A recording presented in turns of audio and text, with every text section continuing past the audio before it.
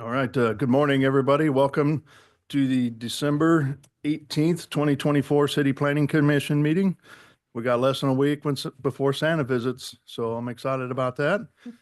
The commissioners look forward to hearing your case today, as we understand every project is important and unique. In addition, we want to make sure we address all of the docketed items individually with the attention they need to build consensus between the applicant, public, and city staff.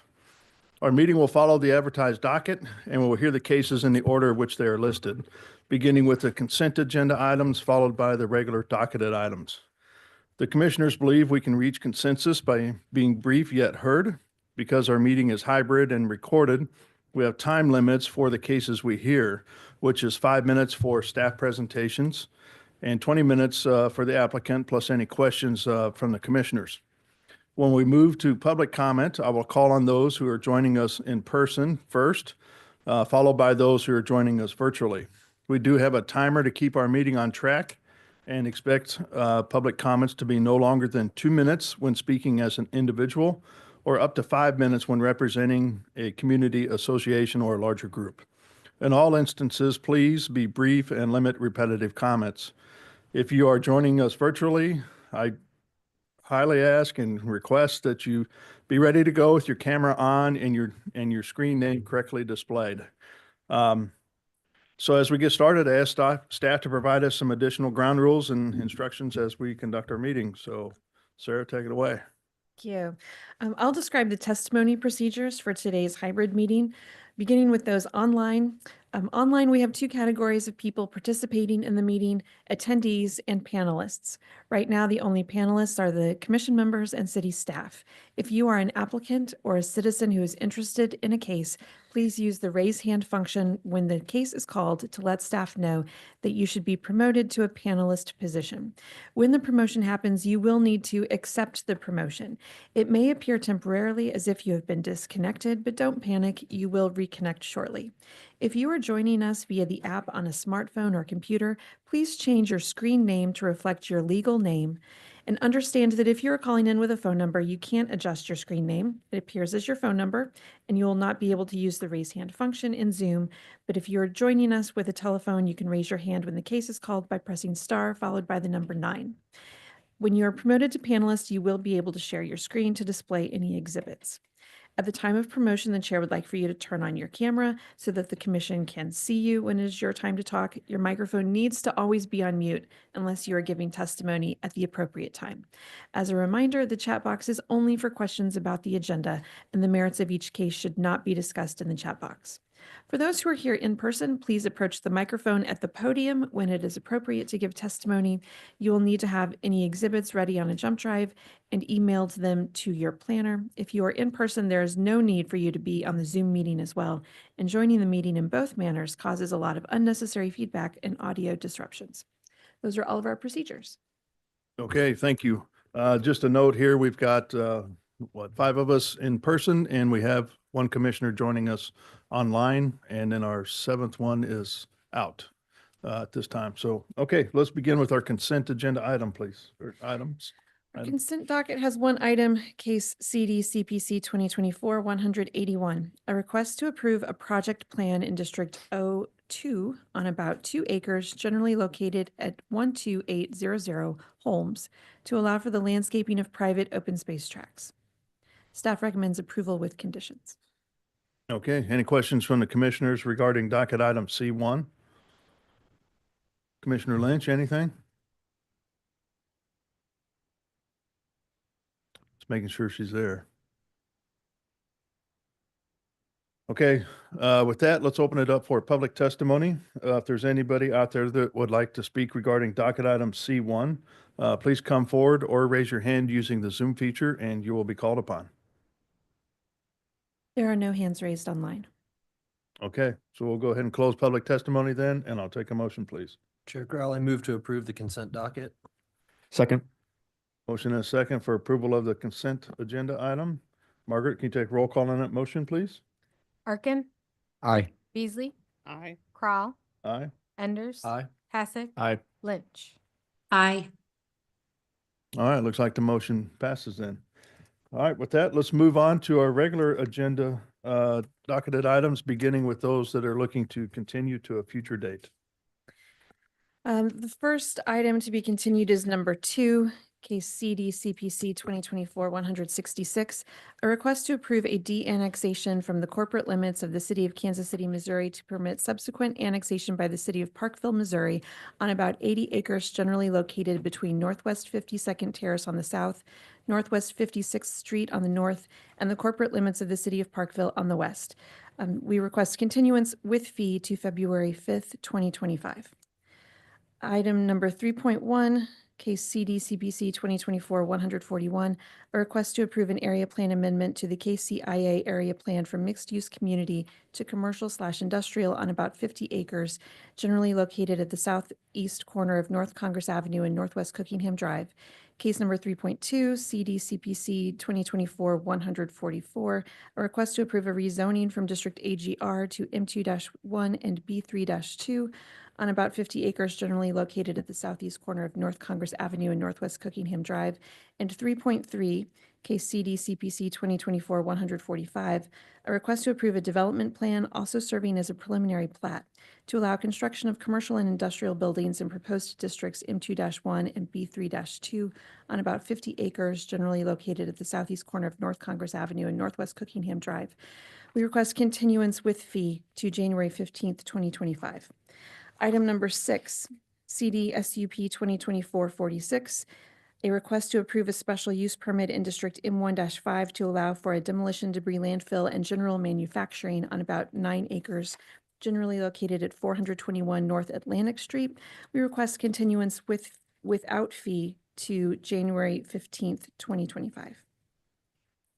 Then case 11.1, CD CPC 2024-169, a request to approve a rezoning from District AGR to District R7.5 to allow for a residential development on about 56 acres generally located at North Line Creek Parkway and Northwest Old Stagecoach Road.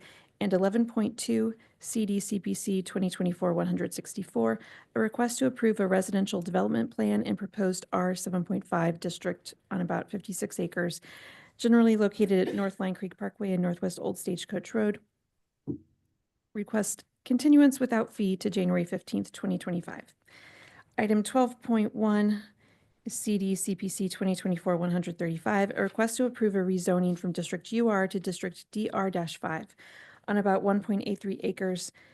And item number 12.2, CD CPC 2024-136, a request to approve a development plan which also serves as a preliminary plat to allow 5 multi-unit residential buildings in proposed District DR-5 on about 1.383 acres generally located at the northwest and northeast corners of East 31st Street and Walnut Street, northeast corner of East 31st Street and Grand Avenue, and northeast corner of East 31st Street and McGee Street. We request continuance without fee to January 15th, 2025. Item 13.1 is case CD CPC 2024-173, a request to approve an area plan amendment to the Midtown Plaza area plan from a future land use recommendation of residential low density to residential medium high density. And item 13.2, case CD CPC 2024-172, a request to approve a rezoning from District R6 to District R2.5, all on about 0.3 acres, generally located at the northeast corner of East 37th Street and Virginia Avenue.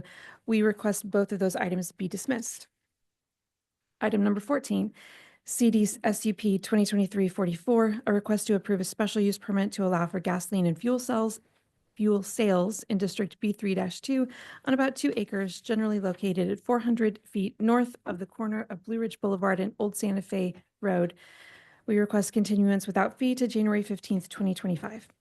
Item number 15, CD CPC 2024-128, a request to approve a rezoning from District R7.5 to District R1.5 on about 0.47 acres, generally located at the southeast corner of East 88th Street and Sycamore Avenue. We request continuance off docket with fee. Item number 16, CDCPC 2024-165, a request to approve a residential development plan on about 0.68 acres generally located on East 10th Street between Van Brunt Boulevard and Elmwood Avenue. We request continuance without fee to January 15th, 2025. And item number 17, CDCPC 2024-88, a request to approve a rezoning from R80 to MPD with associated development plan for an urban agriculture and composting facility campus on about 13 acres generally located at 5500 Bennington Avenue. We request continuance without fee to January 15th, 2025. Is that it? That's it. Okay. Just want to confirm a couple of things. Yes. So docket item number 12.1 and 12.2, it says to continue to January 15th. Is that the one that's going to be the special meeting on January 2nd, or is that This special meeting is for a different but different project? related application. And if the application on January 2nd is you all recommend approval, then these two items will be dismissed, but we're pushing them along in the meantime. Just in case. Okay. Yes. And then just confirming on docket item 15, that's continue with fee or without fee. Item number 15 is continue with fee. All right. Any other questions from the commissioners? Don't ask about 17. Not going to. Okay.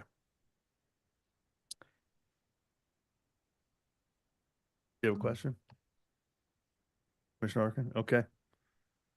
All right, so let's open it for public testimony. If there's anybody out there that would like to speak regarding the continuance of docket items 2, 3.1, 3.2, 3.3, 6, 11.1, 11.2, 12.1, 12.2, 13.1, 13.2, 14, 15, 16, or 17, please come forward or raise your hand using the Zoom feature and you will be called upon. There are no hands raised online. Oh, no, there's one hand raised online. Okay. Lisa Rainier, I'm going to promote you to panelist.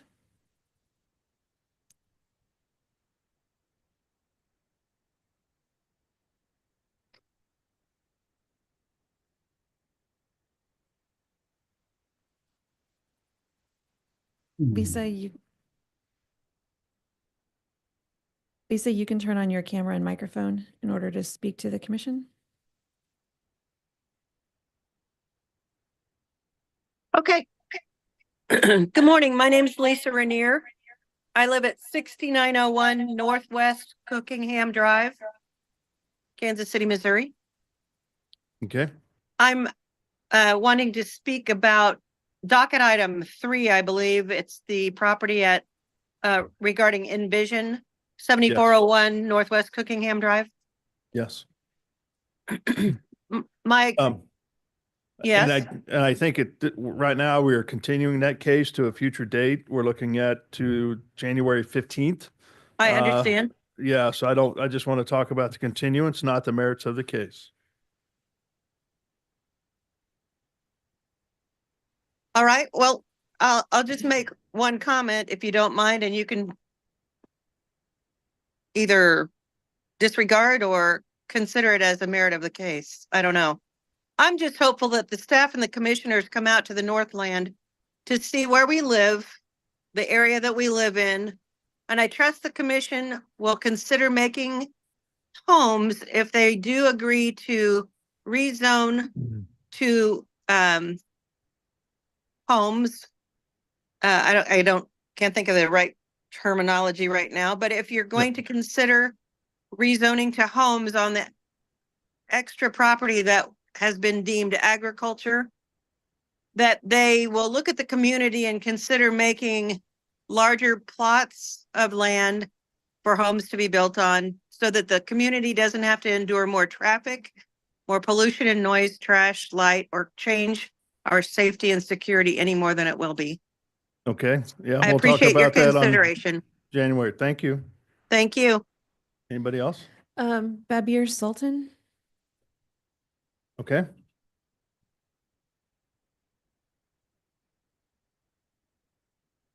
I thought he was on here.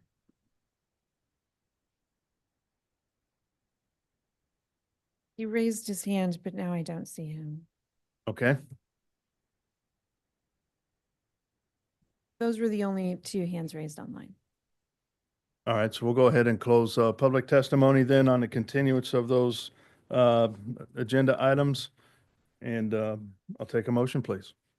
Chair Corral, I move to continue docket item 2 with fee to February 5th, 2025, to continue docket items 3.1, 3.2, and 3.3 with fee to January 15th, to continue docket item 6 without fee to January 15th, to continue docket items 11.1, 11.2, 12.1, 12.2 as stated in the docket, to dismiss docket item 13.1 and 13.2, to continue docket item 14 and 16 as stated in the docket, to continue docket item 15 off docket with fee, and to continue docket item 17 as stated in the docket, which is without fee to January 15th. Very good. Just wanted to clarify with number 15, we were doing with fee on that one. That's correct. Okay. And second. I've got a motion and a second for continuance of all those docketed items stated in the motion. Margaret, can you take roll call on the motion, please? Arkin, Aye. Beasley, Aye. Prowl, Aye. Enders. Aye. Hasek. Aye. Lynch. Aye. All right, looks like the motion passes then. All right, with that, let's move on to docket item number 1, please. Number 1 is case CD CPC 2024-41, a request to approve a rezoning from R6 and M3-5 to MPD to permit a demolition debris landfill on about 9.5 acres generally located at 3808 East 78th Street.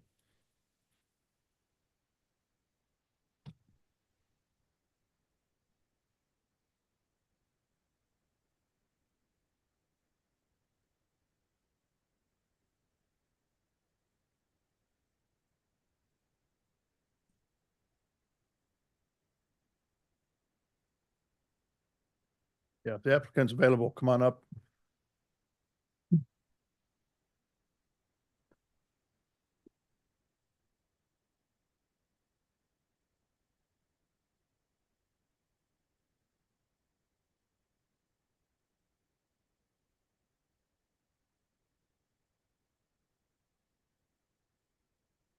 Okay, on Ananiski Development Management Division, as mentioned, this is case CD CPC 2024-41.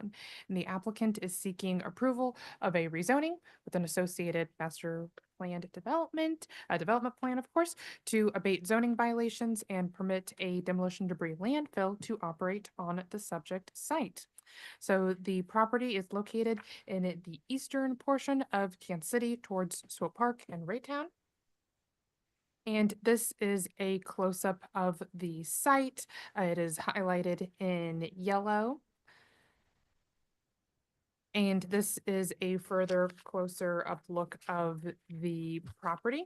And I want to note that it's split zoned. There's 3 different zoning districts on the total site that is owned by the property owner: M3-5, M1-5, and R6. Now I'm going to go into a little bit of case history because it's relevant for how we got here and why the request is rezoning to MPD with MPD plan. So first, we have a case that occurred. It was a dismissed CUP. And then it was determined at that time that in chapter 80, this rock crushing demolition debris landfill use required a special use permit that was approved by the city council.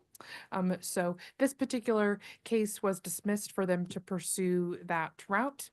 Then an appeal case was brought before the BZA related to the zoning violations for this demolition debris landfill to be on the site.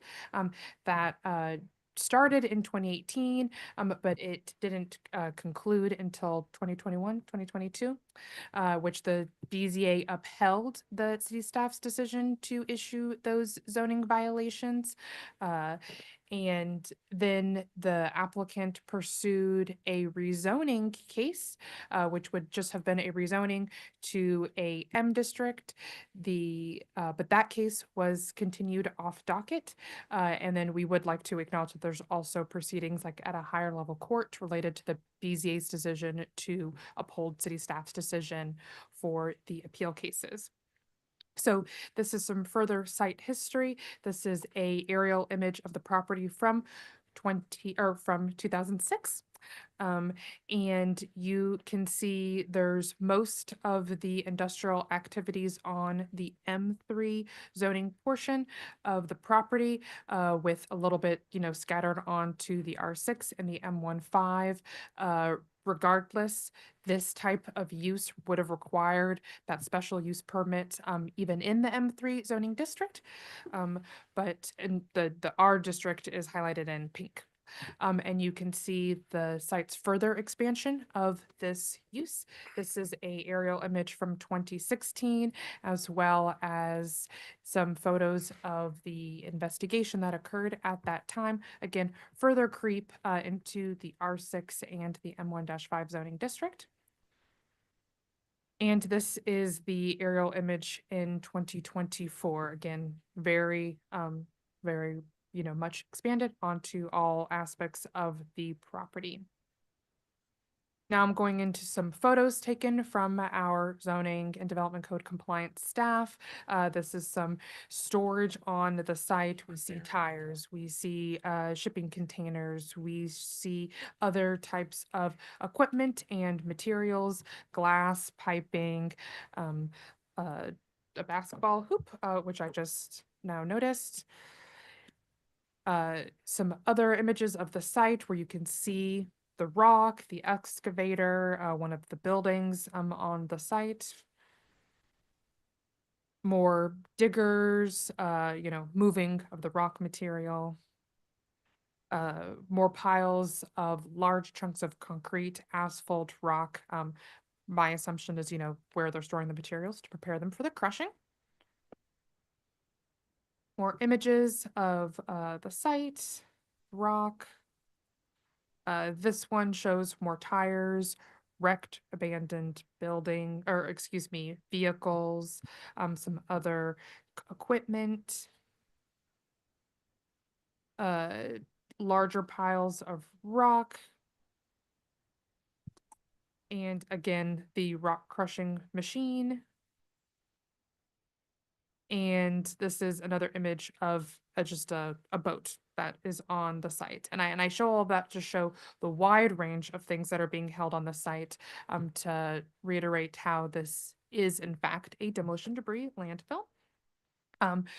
From a use definition perspective, in the zoning and development code, a demolition debris landfill is a facility or a site used for the disposal of demolition waste, construction materials, used building materials, brush, wood waste, soil, rock, concrete, and other inert solids soluble in water. And you can see that both in the M1 and the M3 zoning district, this would require a special use permit to be cited there. There's no special use permit for this particular use attached to the site right now, and it is prohibited in the R6 zoning district. Those are all the 3 zoning districts covered by this particular site. A recycling service is any building or portion of a building or area in which recyclable materials are collected, stored, or processed for the purpose of marketing the material for use as raw material in the manufacturing process of new, reused, or reconstituted products. So there's 2 different types of categories for recycling service and the KCMO zoning and development code. Limited, which is a recycling facility for the temporary storage and collection and processing of manually separated goods. We consider that, newspapers, boxes, glass, cans. That would, of course, be permitted in this zoning district, but as you can see from the photos, that is not what is occurring on the site. Even general recycling facility, which is an extension of limited, but they're doing more heavy duty uses, where they're engaging in the limited recycling plus in engaging in the processing of recyclable materials, cleaning them, bundling, compacting them, and shipping those off. That would be a more intensive use, which would also require a special use permit to be cited here. Per solid waste, again, what are recyclable materials? Glass can be through Ripple Glass, but through the city, it's paper, cartons, aluminum cans, plastic, rock, concrete. Abandoned vehicles are not included as a recyclable material. So again, we do believe that the demolition debris landfill is the correct use designation for what's occurring on the property. Why the mixture of zoning districts on the site? Well, since 1997, which is the oldest zoning map that I could find, that highlighted the site, it's been zoned R1B, which is now R6, and M2B, which is now the M3-5, since that time. And we haven't seen an attempt to obtain a certificate of legal non-conforming use, or there's not one attached to the property if this use did exist prior to 1997. So again, I mentioned that in 2010, the BZA dismissed a case for a conditional use permit to allow for this rock crushing business to be there, and that it went through several rounds of being continued because the applicant needed to submit sealed site plans, and there were some fees associated with that. But then finally, the case was dismissed because it was determined that a special use permit approved by the city council was required. And again, we don't have records that that process was ever initiated or completed. So this is the visual proof about the 1997 zoning map, and where the site is today to show that it's been in this split configuration for an extensive amount of time. And that these are some points that I provided to the BZA, that the demolition debris landfill has clearly expanded well into the R6 zoning district and the M1-5. No industrial uses are permitted in the R6 zoning district. All industrial uses, whether which category you perceive is best, city staff believes it's demolition debris landfill, but regardless of recycling center, the general one, or demolition debris landfill, it would require a special use permit to be established. The site has been re-inspected by city staff several times through this whole process, and again, rock, trash, and junked vehicles continue to be on the site. The BZA denied the appeal, so upholding city staff's decision to issue them their zoning violations in April of 2022. And then May of 2022 is when the higher level court case occurred. And then in late 2023 is when brings us to when these MPD discussions started to occur. So the MPD was recommended versus the standard zoning district because of all of the case history.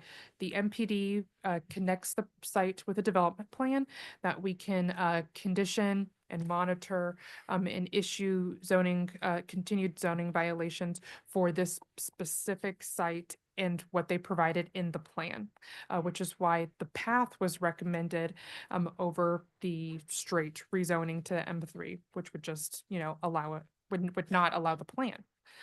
So here we are today, and this is the MPD plan provided by the applicant. You can see that the drive-in is accessed off the road above, but to showcase the main site on the screen, I just have the main property showcased here. So you have the drive-in, the buildings associated with the use, and the scale house, where all of the piles of rock and materials are proposed with the rock crusher, and then the patrons loop back out and head out on the road to the north. There's no access road towards the residential other neighbors. So this is the review criteria associated with a development plan. I'm going to highlight the three that best showcase city staff's recommendation. A, being that it complies with all standards of the zoning development code or other plans and policies that we have. So my first response is no. You can see the full details of the plan analysis in the staff reports. Again, I want to reiterate some points from the long range division. To prove like why is the R6 zoning district there and what is it there to protect, because I believe the area plans support that for a reason, and that is because that the site is designated open space buffer in the SWOPE area plan, and the open space buffer is designated there to protect private or public land that is specifically reserved from development. So the MPD plan is not consistent with those future land uses because the intensity of the rock crushing operations and the demolition debris landfill sites is more intense than those recommendations, which is protecting the future land use of the property. So we can see here about the regulated stream and the floodplain there, which I believe, the planners back way when designated these future land uses there to protect those resources. So we have review criteria E, which talks about the plan providing for adequate utilities for city standards. So the plan does not provide for adequate utilities based on the plan. The staff needs to see more information about what is there. We can see that there are buildings there. There are employees that occupy those buildings. Specifically, it's 13.6 and 13.7. Those are corrections that need to be resolved from the Water Services Department to show more information about those stormwater and sewer facilities.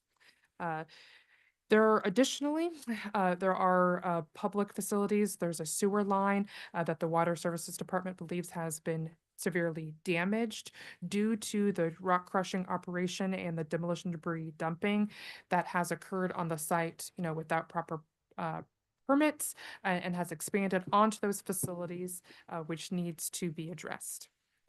We have review criteria G, which talks about landscaping, buffers, walls, anything that can shield surrounding property owners, the general public, from any negative influences that could be occurring on the site. The MPD package does identify existing tree cover to be preserved and a fence. However, city staff has recommended a larger landscaping buffer to continue to protect development potential of those surrounding properties from this highly intensive use. So for example, I showed you lots of pictures. This is one of a fire occurring on the site. We've heard public testimony from surrounding people in the area that this is affecting them. So that landscape buffer ensures that the other properties' development potential is protected as well. This is the review criteria for an MPD plan. And as mentioned in the staff report, that this is not consistent with how MPD plans are regularly used. MPD plans are supposed to be for projects that are, if not impossible to occur within the standard zoning and development code. But again, I want to reiterate that we recommended this path forward because it connects them with a development plan that we can have the conditions on. In order for them to abate the zoning violations. So again, I want to make very clear that's why we recommended it. Yes, it's very unusual, but that is so we could get that development plan out of the rezoning process. So again, the MPD plan is supposed to be for enhancement of protection of natural resources, traditional urban development, mixed use development, mixed housing development. Again, I acknowledge it's none of those things. Again, why did you do that? Why did you recommend this path forward? To get the development plan and the conditions so we could monitor the case based on case history. And same with the objectives, doesn't meet any of the objectives except for potentially number one, I'm not an expert at the economic market of demolition debris landfills or what Kansas City's overall need is for this type of use within the city. So potentially that could be noted, but again, we have to think about the entire picture.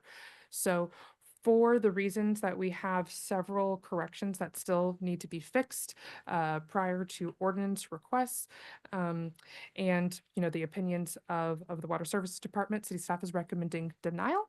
Number 13 is the condition which highlights all of the corrections that needs to be resolved prior to ordinance requests. I also request editing number 31, which is Water Services Department's condition to have the applicant provide a plan that shows how the damaged sewer lines are going to be repaired due to the applicant's activities.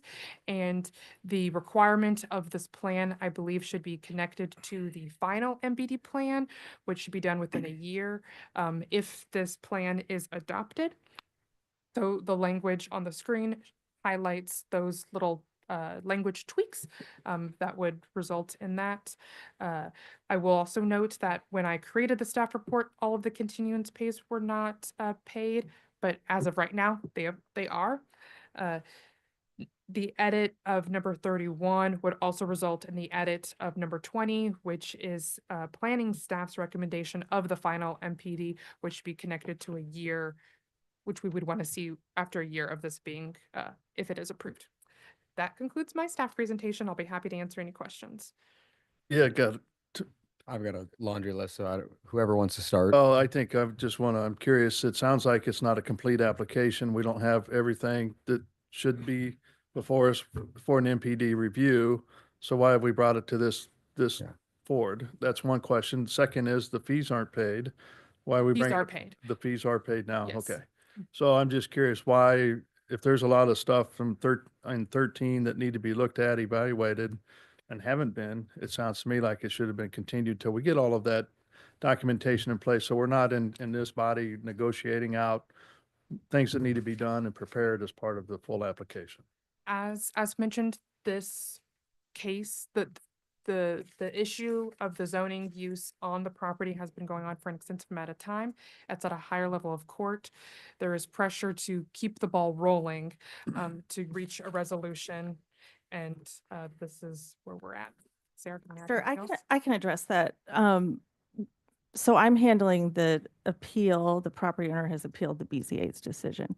The judge has continued that appeal multiple times, so the property owner can pursue a rezoning, which would essentially make that case moot.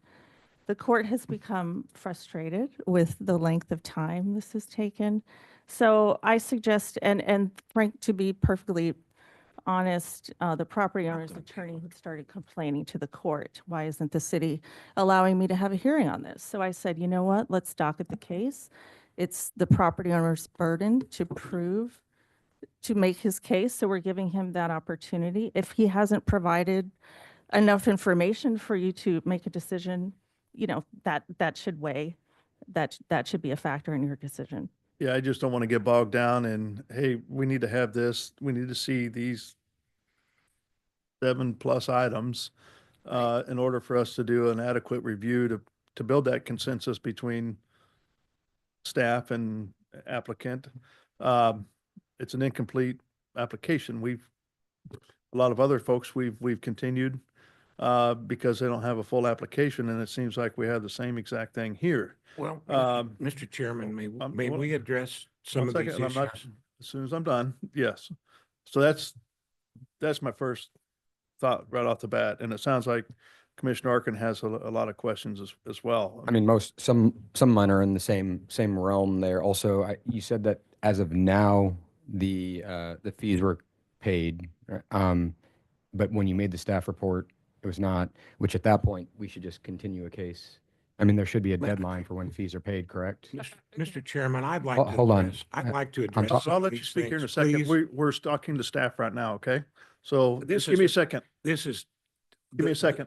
The way this is being portrayed Sir? is totally unfair, and I'm going to address all these issues. You're gonna have a chance right after we talk with staff. We're talking to staff right now. My response to traditionally, we would not have docketed a case with so many continuance fees and had not been paid when the staff report was issued. But I will just echo what That's Ms. totally Baxter said. contrary to the email that I Sir, received. if you're going to continue to outburst like that, I will ask you to leave our meeting so that we can conduct a meeting. Well, Okay? Mr. Chairman, I don't mean to Sir, get in an I- argument with please don't. anybody. There is a record being made of the hearing and Okay, that's fine. Yeah. But if you can't conduct yourself in a professional manner, I will ask you to leave and we'll work directly with the applicant because you don't want to be professional in this meeting. Give us a chance to talk with the staff and you'll have your full time to talk with us as well. all right, with that Thank you. assurance, thank you, Mr. Chairman. Okay, so typically we would not, okay. Next question, yeah, so I guess my next question is, instead of denial, why wouldn't we continue if we didn't have the information? Again, same yeah, thing, mhm. okay, all right, that's all I have for staff. Okay, any other questions for staff from the commissioners? Commissioner Lynch, anything? Okay, all right. All right, Mr. Good morning. Chairman, thank you very much. My name is Philip Clavoon. I'm an attorney here in Kansas City, 10150 North Ambassador Drive, Kansas City, Missouri. Seated to my right is Mr. David Hosel.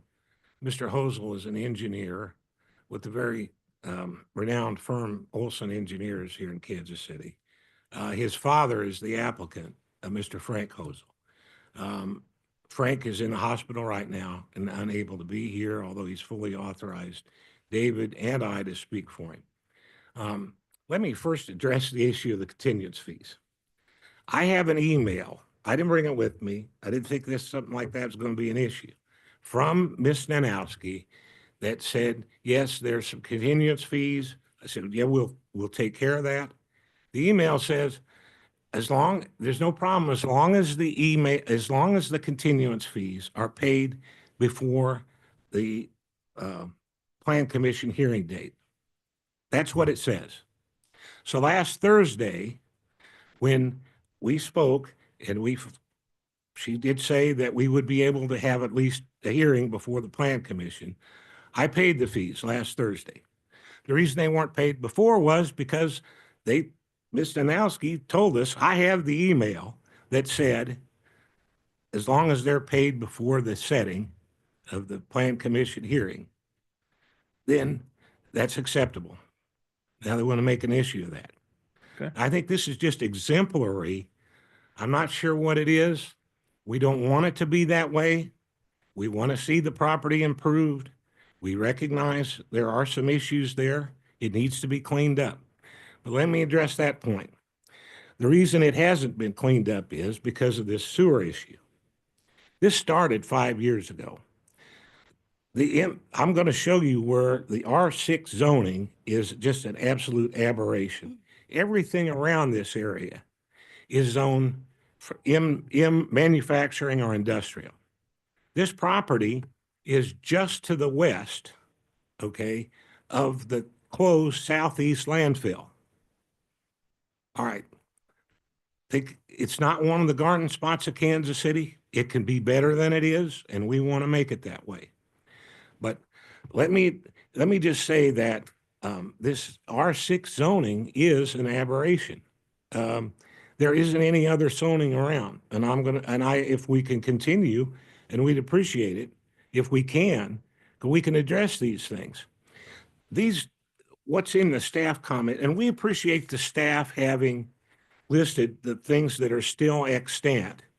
We've been through 3 revisions of the plans. We started just with a straight rezoning. Ms. Danowski is correct about that. We started with a straight rezoning. The city staff suggested, why don't you do an MPD district? That would give the city more control over the site and deal with some of the other issues that we'd like to deal with. So we said, fine, we'll go ahead and do that. And we've done that at considerable expense. Let me cut real quick to the condition of the property. It has been cleaned up some from when those pictures were taken, but I'm not going to say that it's a garden spot by any means. But so there's been this sewer issue. When we were dealing with the situation, and there's a Board of Zoning Adjustment case, there's a court case, Ms. Baxter's opposing counsel on it. The city said, well, we cannot and will not support a rezoning of the residential district unless you deal with this sewer issue. There's 2 or 3 manhole covers that have access down to the sewer that are covered by material. It was that way when Mr. Hosel inherited the property, got it through his family. The family's owned this property for 100 years. We've got the original plat with us, but beyond that, so we said, all right, we'll try and what we will do is, instead of take those, all the material off of those, what we're going to do is we're going to locate the pipe and we'll relocate those 3 manholes in an area that's not covered, and we will just reroute a small section of the sewer line around there. Fair enough?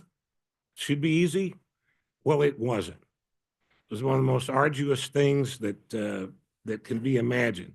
Problem is, the sewer line was not built where the as-built say it was built. Mr. Hosel spent over $200,000, his own money, bought the PVC pipe, bought the new manhills. He bought a $400,000 excavation machine to be able to dig. They did 3 trenches. The city water department was on the site and said, this is where the sewer line is located. Okay. It wasn't there. They even got the city's sewer line locator involved. And they said, well, try this over here. And they dig another trench. These are large trenches that have to be done. And the sewer line's not there. There would be more money available had he not tried to do that, to clean up the site, to do all the things. But this plan that we have proposed would allow for the site to be improved. There's only a couple of issues really that are extant. There's one main one. I'm not gonna sugarcoat that part, but the one main issue is doing the preliminary plat. Olson's working on that right now. It's not a simple thing to do. There's 2 other things. One, the city wants the stormwater flow to be shown on the site plan, which when you do the preliminary plat, will have the topos, and then we could show the stormwater drainage. That's no problem. They want an additional buffer. There's only one small section of that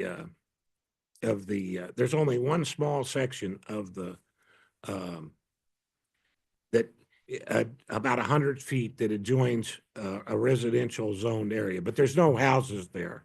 If I could show you the pictures, the closest houses are 3 or 4 or 5 city blocks away on any part of this. Again, bear in mind, this is the closed southeast landfill, railroad tracks, and then the Hosel property. That's what you got. Okay. He spent over $200,000 trying to find this sewer. It's the most frustrating thing I ever had. I told him at the beginning, try to work with the city, do what you can. It's important to have the city staff's recommendation.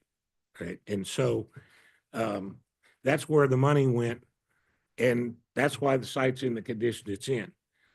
This is the way Mr. Hosel makes his livelihood. He has for 30 years. But look, we wanted to get the city staff's recommendation. Originally, they had 48 corrections or clarifications so on our plans. We got it down to 7, and I really think there's only 2: 1, additional buffers, and 2, the stormwater flow is where it is. And of course, the preliminary plat. So we're willing to do all those things. We could go through the site plan and I could show you where now there's I don't want to go through the site plan. statement, but We've already reviewed it, but- so we know what's going on No. here. We'd just like to hear the merits about your case, please. so we'll go ahead and proceed then. We appreciate that. I'd like to ask first, Mr. Hosel has a brief statement. I've done enough talking for now, but I'd like to defer now to David Hosel. Morning.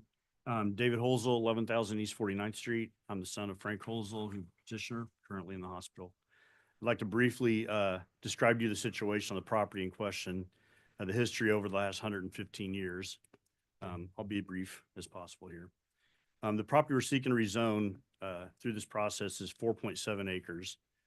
It's an island inside of a R6, R6 in an area of 1.5, M1.5, and M3.5. We don't know why it was zoned that way originally, that one little piece. Only about 20 acres of the 180-acre Holzel Heights subdivision are still owned by the Holzels. My grandfather platted the subdivision in 1909, 20 years after the town of Kansas became Kansas City, Missouri. Surviving the construction of the southeast landfill that we've discussed today and the eminent domain takings of other portions of the property, this is all we still have of the original plat. My father's been operating this recycling center here for around 30 years, storing, crushing, and selling recycled aggregate that I would definitely argue is recycling, regardless of what the city currently looks at as recycling, similar to brush recycling that companies in town do. He sells this material to various size contractors, small and large, that put these products back into infrastructure construction projects for the city and other entities. While I recognize his operation isn't the most picturesque scenery in the city, it's been successful and for a long time and deserves to continue to do so. Facilities of this nature are detrimental to the infrastructure projects in our city, especially those that can benefit from green processes like concrete recycling. This site, while located centrally in South Kansas City, is kind of nestled away in a location kind of off the beaten path. It's surrounded by a double railroad track and the southeast landfill on the east, and industrial parks to the north and south, and vacant land to the west. We've tried to understand the reason why this tiny portion of our property was ever zoned R6, but have been unable to do so. Nevertheless, the tract in question is divided into two different zoning districts, which is tying our hands for further investment. Through the MPD process, we have documented our commitment to invest this property and make changes to the operations to bring it in compliance with the requested plan. Some of this work has already started with the removal of around 500,000 pounds of scrap metal from the property. We're committed to keeping the remediation going in an effort to make the location attractive and efficient recycling center. Other operations of this type exist in the city, some of which are in much more visible locations. The decision in the past by committees similar to this one created this impediment to our continued operation. I would ask that you remove the zoning handcuff placed on us and allow us to get the work going that we have to clean this area up. I would also add that I have the original plat here, but I also have a zoning map that I was able to find from 1923 that showed this property was not even in the city of Kansas City when it was platted originally. So what benefit that may provide. I would add that he has made a considerable investment to try to find this sewer that this water department's talked about. They have not shown that there's any damage to it. They have no evidence of any damage to it. They simply feel that the weight of it could be a problem. But there's no standards, there's no measurements, there's nothing that's been done to prove that it's not flowing like it has forever. These manholes that they're saying are covered were covered by soil prior to our filling of the property. So that's all I have. 24. Has an Alta survey been done on the site where you note any easements in the property lines and all of that? This work is underway. Okay. Mr. Chairman, while we're going to, I would like to show you the zoning in the area, but let me first deal with the swope area plan. Ms. Nanowski said that for this area, the swope area plan calls for light industrial, conservation, open space, and buffer. We contend this is light industrial. It's zoned M 3.5, and recycling facilities are allowed in M 3.5. So would a demolition, debris, and landfill with a permit. the other thing she says, well, this should actually be set aside as conservation, open space and buffer. I'm sorry, I just have to say this, the city just cannot disallow someone using their property by saying it has to be a buffer or a conservation area or open space. And the slope area plan does say that this area is available for light industry, light industrial uses, okay? You heard the city's position in the court case, which we respectfully disagree with, but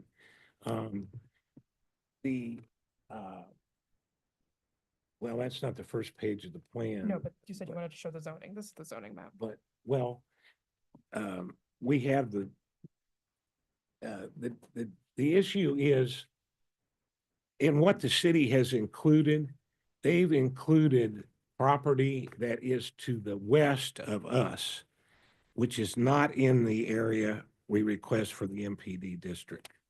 And that's why on the staff report, the city says that the surrounding zoning on the north includes residential, on the south, M35, et cetera. That's because that only happens, it goes up against residential zoning if you include the property to the west, which is not included in our plan. The more accurate one that had just had was the one before the Board of Zoning Adjustment. And in that staff report, it says on the north, there are industrial uses zoned M3.5. The east is the UP railroad track. The south is industrial uses zoned M1 through 5, and the west is industrial uses zoned M1 through 5. So now I'd like to show you the photographs and how that relates, photographs that we made. This is the a satellite image that shows really the purpose of this is to show the amount of this is in a fairly secluded area. It's trees all around. You can see the yellow lines of where that is. If you could go to Exhibit 2. Okay. When the rock comes in, a lot of it basically looks like this, and we crush the rock. Exhibit 3. Again, this is another satellite photo. The property, as you can see, is where, you know, the lighter colored areas are. The railroad tracks are up on the toward the top of the toward the top of the picture, and then I just go ahead and use this. I promise I won't point at anybody, but that area there, well, I won't go on that. The area toward the top is where the southeast landfill is, and then ours is, then there's the railroad tracks, and then there's us. So Exhibit 4. This is the entrance to the property. It's currently off 78th Terrace. All right. There's dumping is a problem all over in that area, and that stuff that's in the front there is just some dumping that has occurred. Exhibit 5. All right, so the other part of this is the city built a bridge right across over the middle of Mr. Hosel's property. Okay. That's the bridge. That's 78th Terrace. In this picture, this is the entrance into the area, and 78th Terrace has where the bridge is. This picture was taken from 75th Terrace, which is where the entrance is, which I just showed you. The next exhibit. This is a view toward the south from the north, and that's recyclable material, and that's part of what we do to crush the rock and make it into smaller aggregate. The next slide, please. This is the property just to the south of us. It's not owned by Mr. Hosel, okay? And it's being used for storage of rock at least. I imagine they're crushing it, but this is just to the south of us. another property. Now, we don't know what the status of that is with the city, but you can see this is not just, it's, you know, what we're doing there is consistent generally with what goes on in that whole entire area. Next slide, please. This is just a photo of our rock crushing in operation. The next one. Same thing. You can see the pile of aggregate, or the aggregate is on the right side. Then exhibit 10. Okay, this is the end of 78th Terrace. Okay, 75th Terrace. It's a dead end now. When they put the bridge in, the traffic's going over 78. So it ends in a dead end street. And the other side of the dead end is the railroad tracks. And then that area to the right is where the entrance is to the Hosel property. Okay. The next slide is, you can see the bridge. There's a lot of woods and tree cover all around this area. This is not on our property, but that's where the 78th Street Bridge is. 78th Terrace. The next one, please. Okay, and then there's the railroad tracks. That mound on that's the closed southeast landfill. That's just to the east of the property. The next one. This is looking toward the west from basically where the entrance that I just showed you is. It's looking toward the west. If I could use the pointer, but it doesn't seem to want to work on that thing. So the closest houses you can see are about in the middle part of the residences, behind the trees and up onto the right. So there's not any real residential around there. Okay. Can I ask the question? And this is the pipe, certainly. Did you not say there were residentials? Didn't you say that was 75th Street you were showing us? 75th Terrace, yes. Okay. There's residents to the north of that, right? They are in that picture.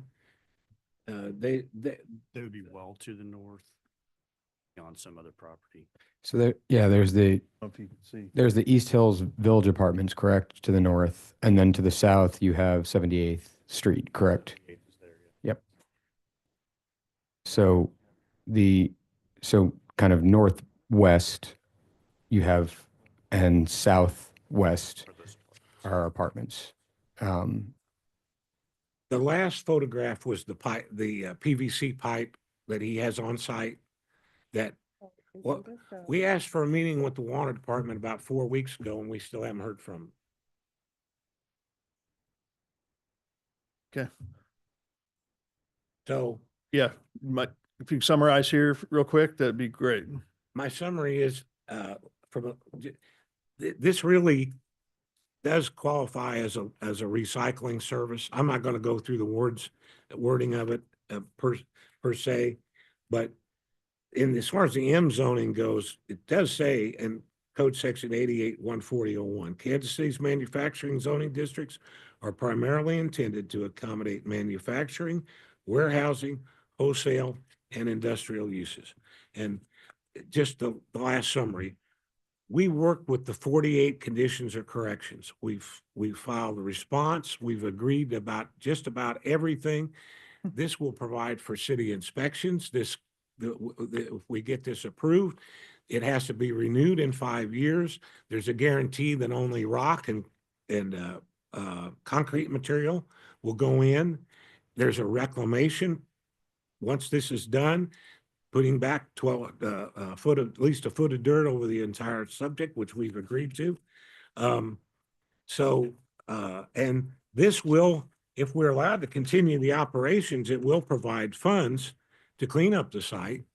Otherwise, what are you going to do? I mean, they spent so much money on trying to relocate this sewer. They got to be in operation to be able to generate the funds. Judge Brown has set this case. He's had a case management conference every Friday morning for the last 6 weeks.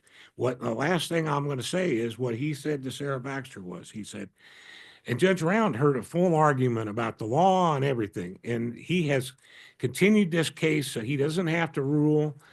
So he can legalize this, the M35, by saying it's a recycling center. He can do that. He's held it up. He wants us to work it out.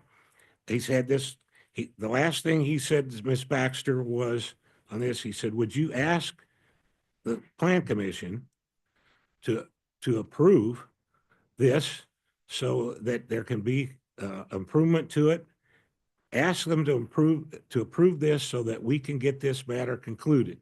Those were his basic exact words. No, that's not accurate. But he did say, perhaps you should suggest that city staff recommend approval. He absolutely did not say anything about what your decision should be. That was the extent of his comment. All right, I'll take your version. Of It sounds to me like he just would like to see a sense of urgency to do your part and then He keep it would moving. like the property owner to have an opportunity to make his case. Sure. Right. Well, I think he sees the substantive legal issues involved, and he can make this legal. And then the city wouldn't have any control over it whatsoever. All right, thank you. I think we have some questions from the commission. Ms. Beasley? I think I've got so many things swimming around in my head. I don't remember what. Want me to what come back was to you? trying No, I'd like to ask the son of the owner, what is your definition of what your father's business does? I've heard too many different categories. What is your business? I think he recycles material. He brings the material in and crushes it as he can to get to resell the material. We sell it to contractors all the time. This water line issue has been a hindrance to him continuing to do that for some time. Now he's pretty ill and will probably be passing this along to somebody else to operate. And that somebody else is going to make sure that it meets the look and feel that we would all be proud of having in our city. Thank you. Thank you. Anything, Commissioner Enders? Larkin? Yeah, I mean, I just don't know though. I've got a ton of questions, but I feel like I don't know that we have all the merits of the case to be able to make a decision. So I don't know it's pertinent to have those conversations now is kind of my thought. Okay, I'd go ahead and ask him since we're here. I mean, Okay. if there's something that needs to be addressed. Then, yeah, okay, I'll go through it. I'll go through a couple of them then. So a couple things were stated. And, want to just see kind of a little bit more. So this property has been owned by your family for 100 years, sounds like, right? We're having issues, sounds like finding water lines and such from the city. Were these installed by the city or were these installed by you guys? The line that is in question of being located is a sewer line, a gravity sewer line, Prior to you owning? 100 years ago. Okay. Plans that they came are Sure. antique. I just wanted to make sure it wasn't done while you were there and happened to get removed while you No, guys no. were there. Nothing like I just looked at the easement. It was 1923, and there's not been a problem with that sewer. It was line. 2 years before. When did you guys own it?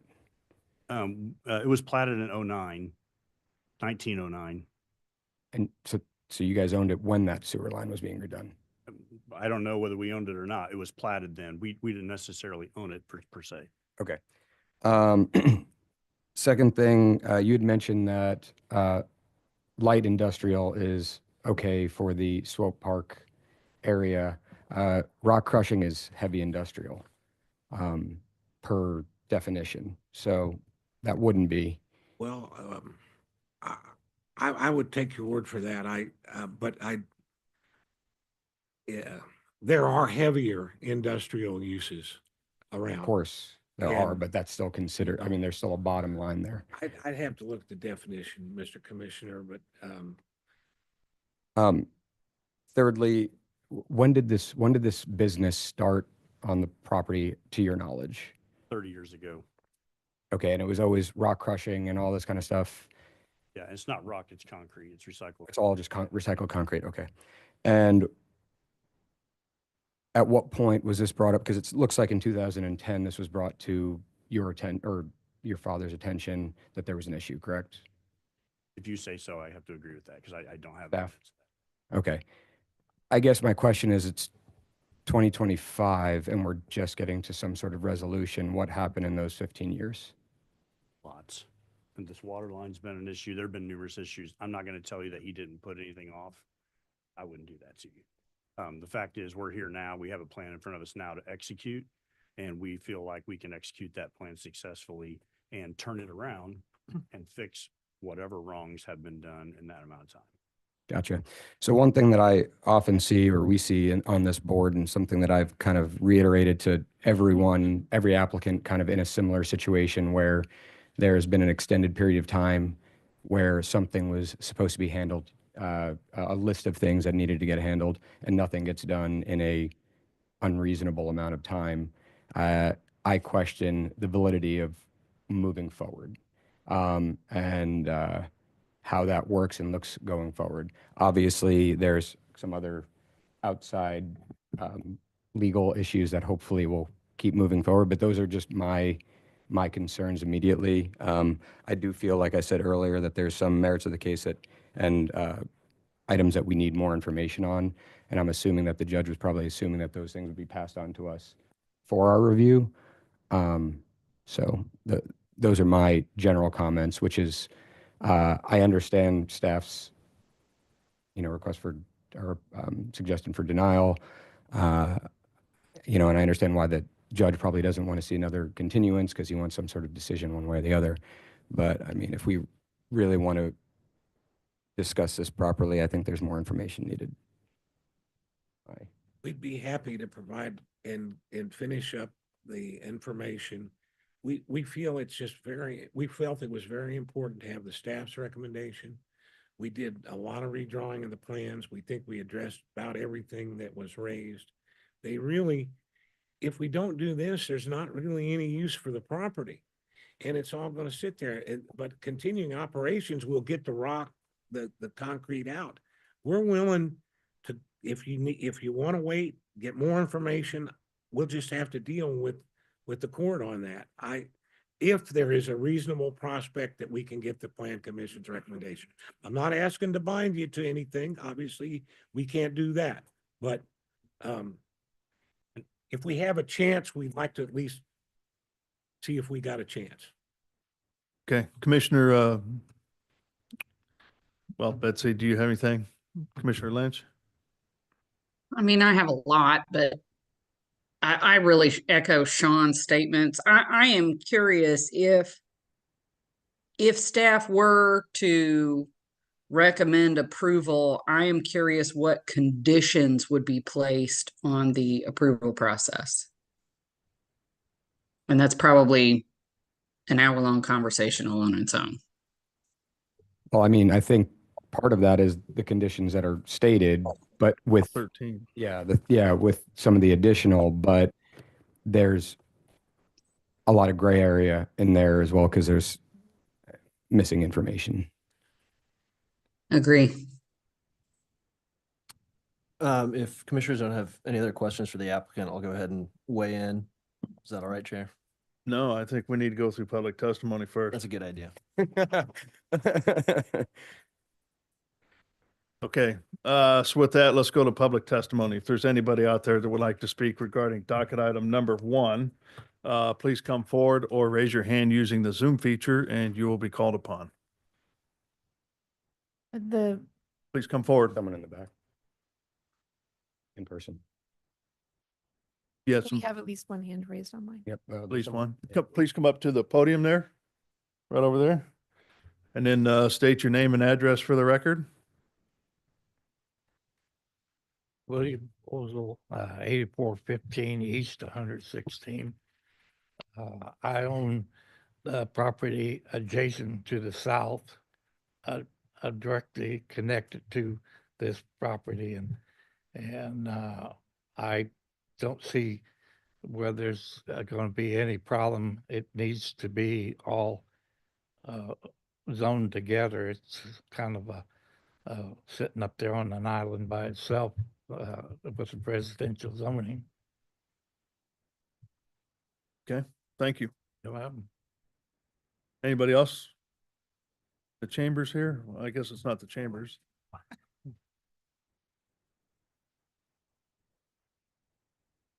Steve Walker, 8008 Chestnut. I'm the president of Marlboro East Neighborhood.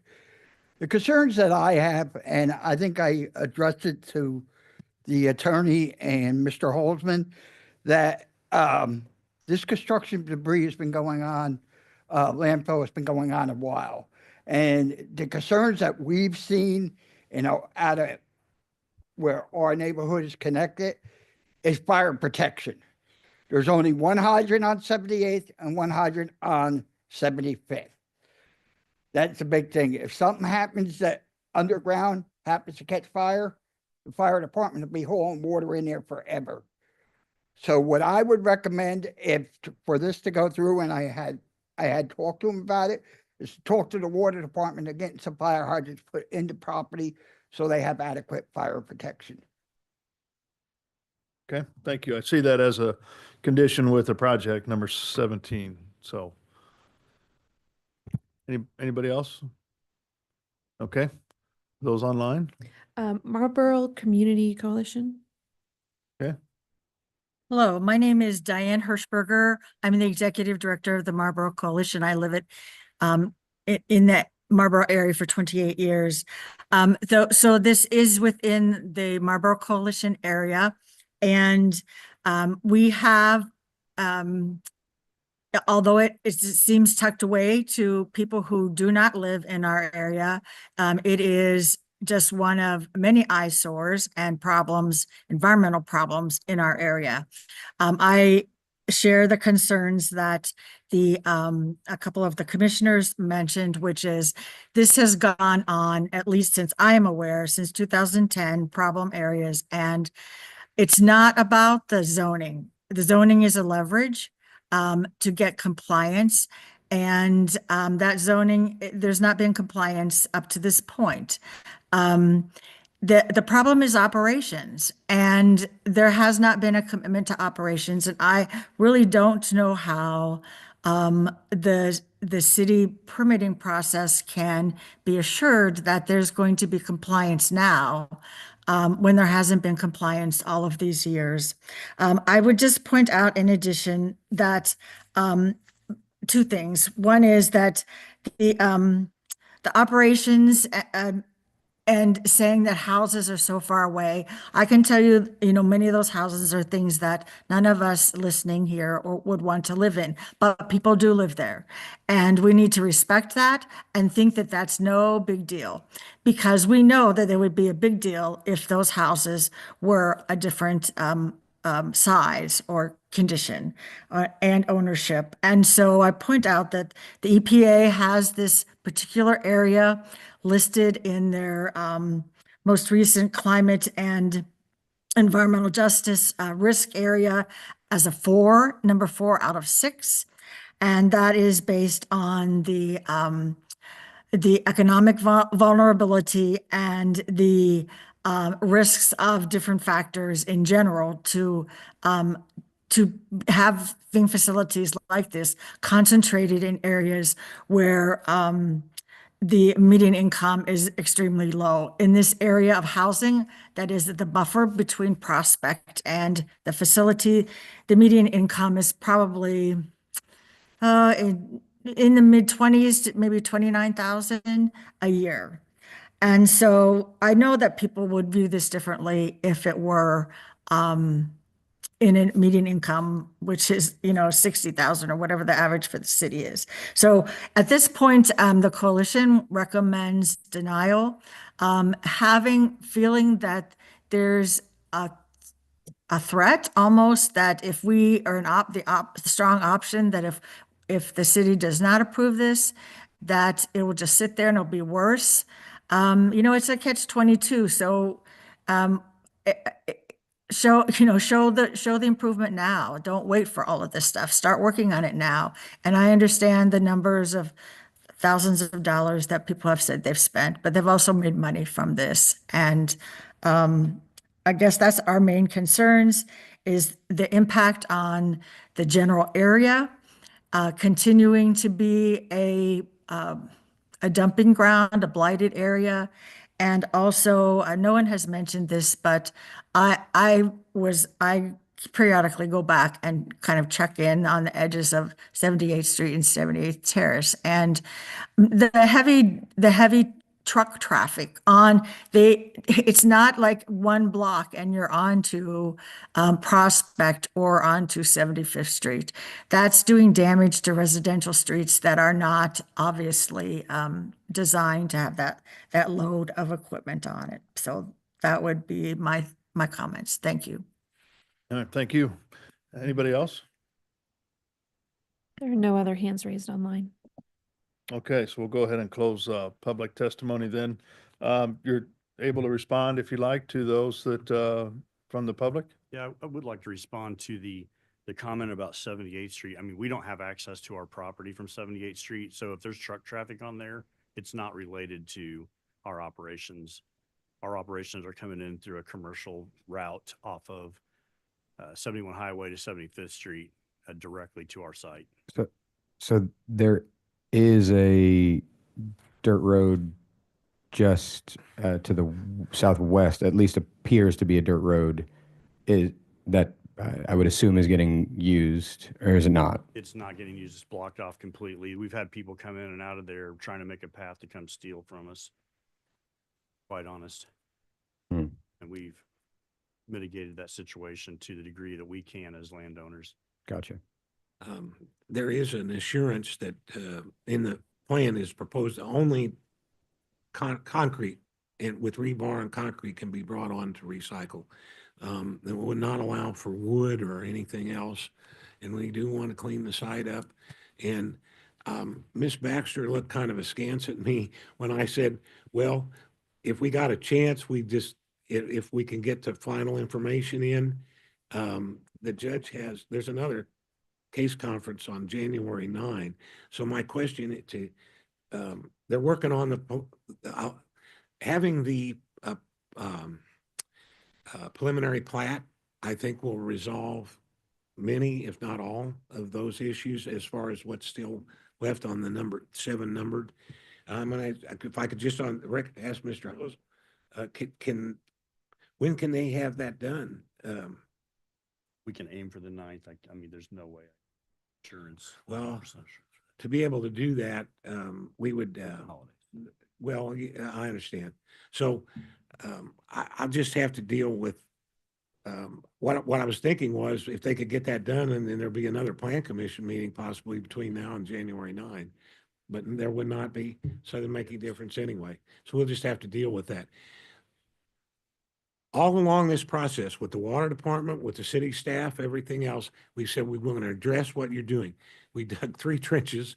We had the people out there. They spent a whole lot of money trying, and they're still, if they can find it, the materials there, they can, and the equipment, they can redo the sewer line.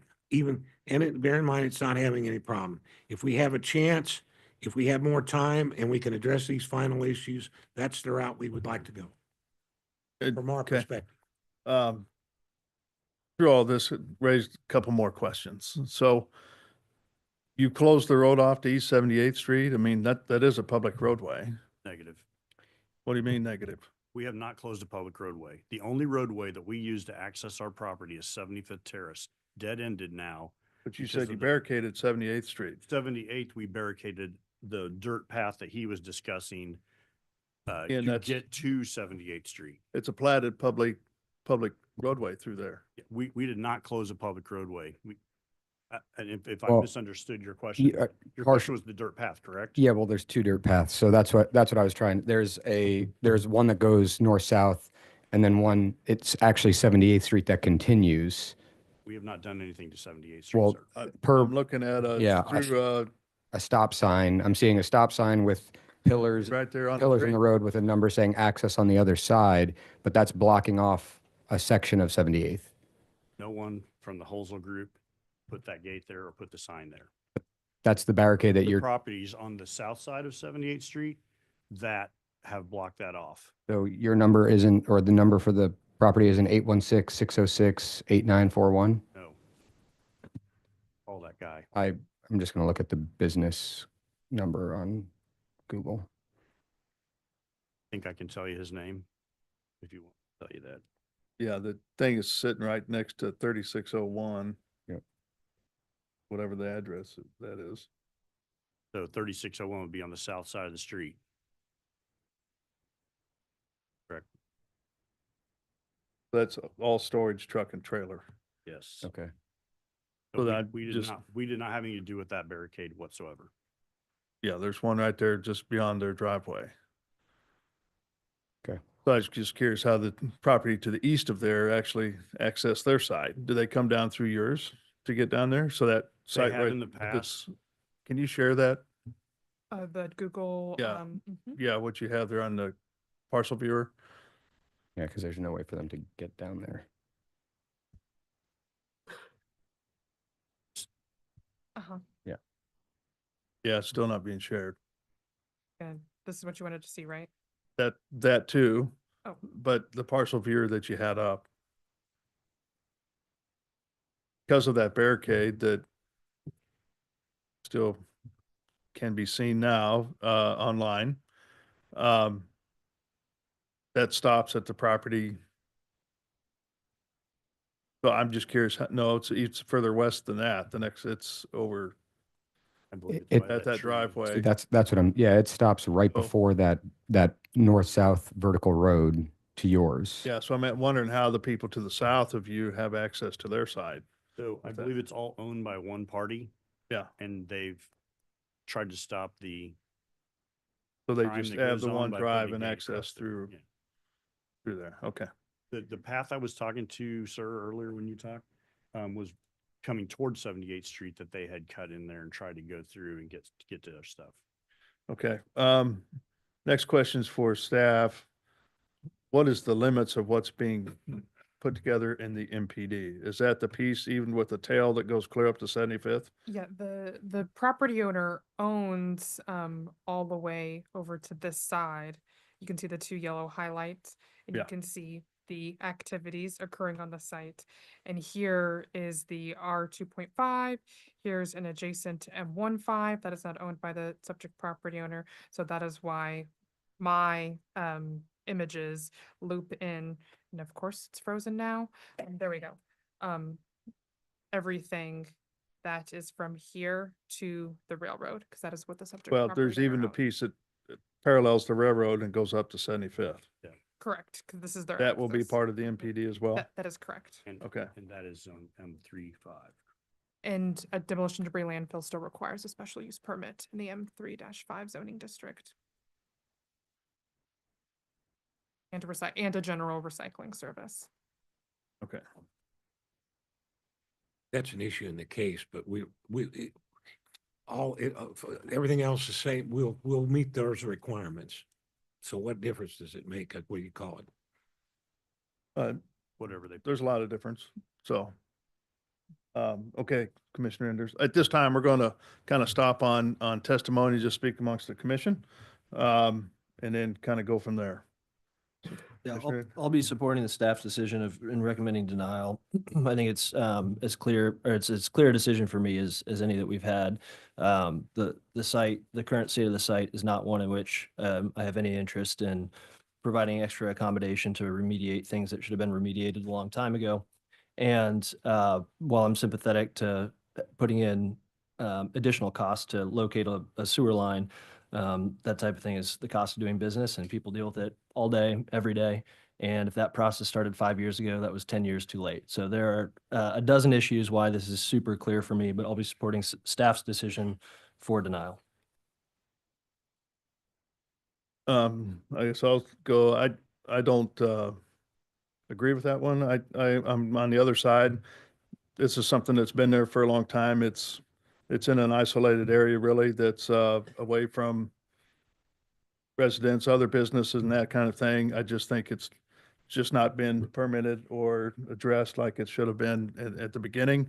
And now here we are trying to get it caught up to where it should be.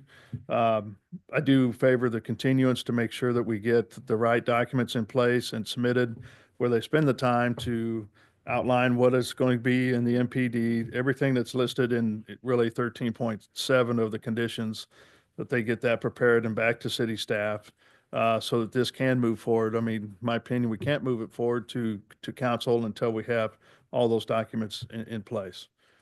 I just have a hard time viewing it as permitting or zoning when 500,000 pounds of scrap metal were removed in an effort to bring it back to what they've been saying it is. And based upon the photo evidence shown, I would need photo evidence to the contrary that shows that that was inaccurate or has since been remedied. And again, I feel misleading and dishonest to call it one thing when it's clearly not that thing, at least based upon the photo evidence that we've seen. So Yeah. permits, if it was permitted correctly, and if it was zoned correctly, I think we still have an issue here. And then that doesn't bring into account the detriment to the neighbors to the north. Yeah, I see some of that as being a typical construction site. They got to have that ugly place to go to take their stuff. And that's this place where they're able to do that recycle of the concrete or rock or whatever it may be that they can use on other projects. And sometimes they get a little careless and also using it as a storage for some of their toys.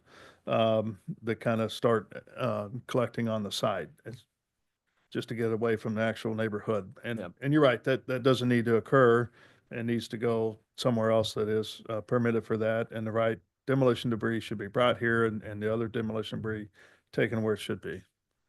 Yeah, I mean, we've seen too many, all of us driving around town, too many great rock aggregation and, crushing sites that are done very well.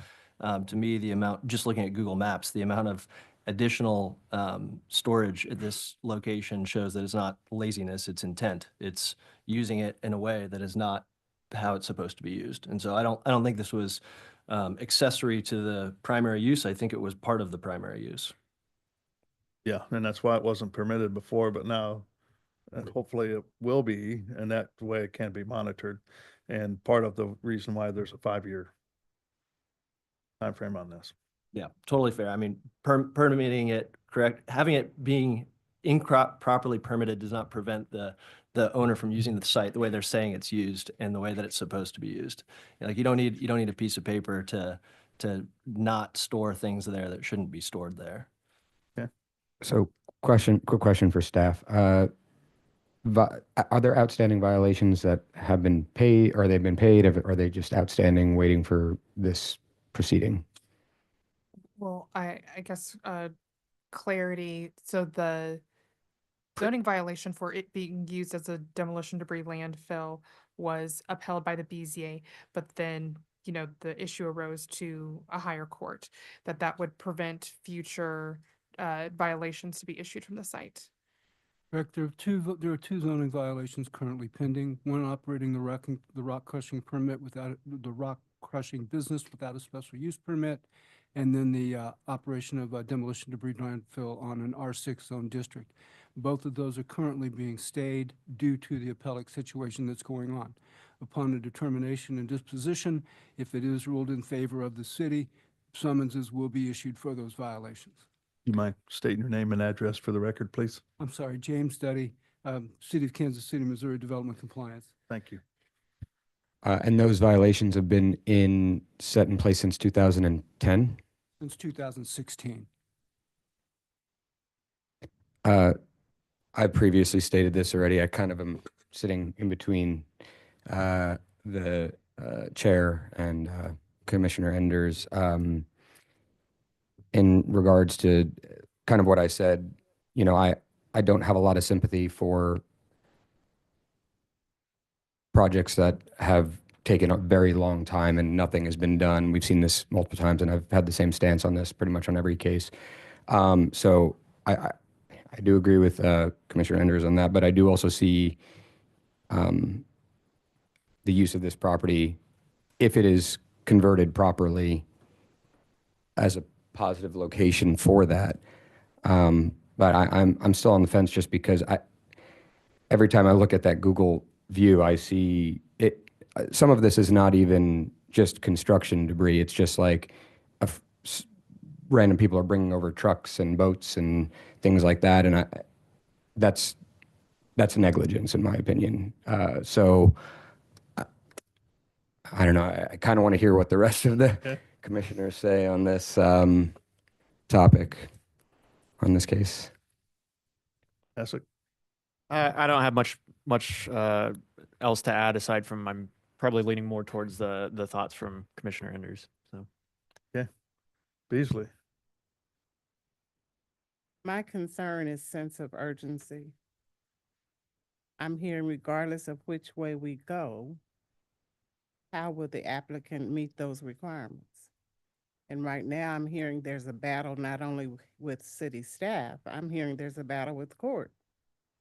So how can I be reassured as whichever direction we go, you're going to have a sense of urgency to comply with the issues that are before us? May I respond? No, not yet, Okay, sorry. because I want Okay, to that's address all right. one other thing. And I'm trying to think, how can I actually say this without being offensive? Mr. Duddy had said since 2016, he has been issuing violations. The original violations continue in violation. We write one notice. Until that notice is corrected, it stays in effect. I have made several inspections of the site, and the site remains in the same situation as it was on original inspection. That was in 2016. Correct. So my question is, at what point did you have legal counsel? Ms. Beasley, I believe that what I saw back in the 2019, late 2018, 2019. So let me stop you. It sounds like you've been working with your counsel since 2019. My father has been working with our council since 2019. Okay, I thank I you. cannot defend his sense of urgency, but I can defend mine, and that's all I can do here today. Okay. Our first So objective that's all I wanted to hear. How long have we had counsel and we still don't have a sense of urgency? That's what I'm hearing and that's what I feel. So I'm not sure if I voted in opposition to denial, that it's going to make a difference. I'm at the denial point right now. Well, as far as the timing, Ms. Beasley, we met with the city early on, right after, I'm not sure about 2016, but I don't really need more details, sir. we wanted. to I deal- don't need just more to- details. We wanted to deal with. Mr. rerouting. Cahoon, I don't need Mr. more Cahoon. details. Thank you. Someone turn off their phone, Can please. somebody- Yes, he is. Yeah. Yes, Okay, he is. Commissioner Lynch, any comments? I'm not going to reiterate everything, but I think I'm leaning more toward Mr. Crowley and his opinion, mainly just because I don't see a more or better or more efficient use of the site. It doesn't sound like it is a usable site. Commissioner Lynch, so in my opinion, denying this applicant with this project is not saying that this can't be something in the future. What it's doing is it's not rewarding an applicant who's owned the property for 30 years, who's been in violation, known violation for, 9 years, and has not acted to remedy the situation. It does not prohibit the applicant from fixing the situation. It does not prohibit the applicant from selling the land to someone else who wants to invest the proper amount of money to make this site usable. We're not dictating what happens with this property after, but we cannot as a body reward someone for doing what has been done to this property in this neighborhood and to the city for 9 years. So I have a question for staff. Even though we've been doing this and we may issue a denial, do they have the right to come back and reapply with a new plan and new improvements and all of that? How does that portion of it work? So if a rezoning is denied, they can come back, but there's a year, they'd have to wait a year before Okay. they could come back with the same request anyway. But I still don't see a sense of urgency, so that year might be appropriate. Thank you. And I'm sorry for my comment, but anyhow. Yeah, I mean, I think the two options I see on the table is continuing, which from the conversation they were having internally, it didn't sound like they were going to even be ready in a month or whatever for the proper information. I don't think it's information. I think it's what you'd want to see with the continuance is effort to fix the site. And that's something that we're that's continuance in my mind at this state with the state of the site, the scale of the site. It's just the inappropriate way to do it. On a smaller site, we've done that in the past when it was, hey, remove these 30 tractor trailers that shouldn't be here. But with something like this, I mean, this property has been transformed in a very, very material way over 30 years. And to undo that transformation or to transform it to something else, as asked for, should this be approved instead of denied? I mean, it's a massive, massive project, and I don't think continuance is the right way to get there. Well, I don't think we're just asking for them to finish out getting the full application put together, which is 13.1 through 13.7. None of that is really at this point removal of all the debris. It's more getting the right application documents in place that show what the project is going to be about, exactly what they're going to do. That's on paper. It's something that we can actually look at, review, and approve or deny. That's all I'm asking is get all the right stuff turned in. And while the person in front of us is the son of the applicant is still the same applicant who has shown no interest in doing the thing. So it could be the best presentation I've ever seen. It sounds like he's not in a spot where he can actually lead that charge either. That's why his son has taken over to actually be the one that can do that and show a little bit more sense of urgency than what has been shown in the past. I think we owe a little bit of that. I mean, that also would set a precedent that anyone could come in and say, I'm representing the applicant. The applicant's not here, but I'm going to represent them. And I'm telling you, I'm going to do it right, even though it's been done wrong. And on paper, we're supposed to review this as the applicant. Yeah, I understand what you're saying, but I hope that we look at every project individually and not, of course, if you do one, then that's what we're going to do on all of them. One question for staff. Everyone has its own circumstance. One question for staff. If the property does change hands, they can reapply within less than a year because it's a different owner, correct?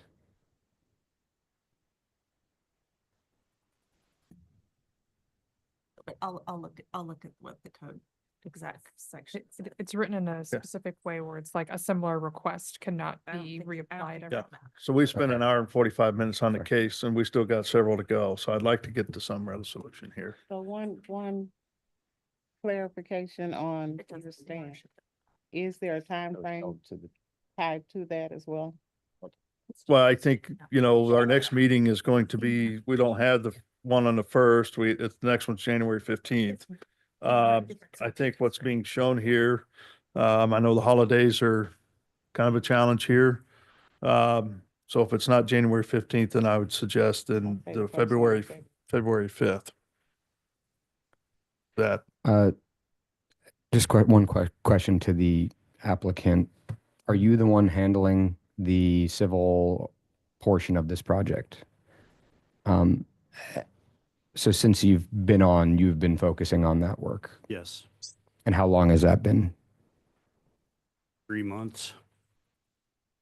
There was a moratorium that you guys had against the debris landfills that didn't open up until I believe in the fall, close to the fall.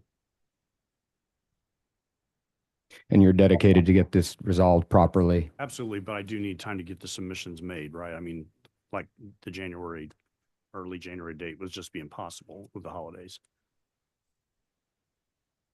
But I am dedicated, yes, sir.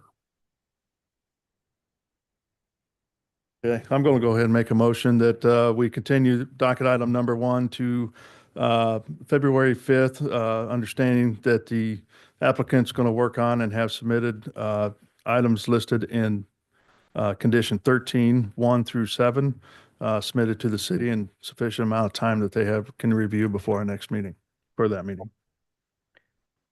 Are we also allowed to designate continuance with fee, or is that something that staff does? It'll probably be without fee, I'm guessing, since it's continued. But I would say it was with fee due to them not having the proper information.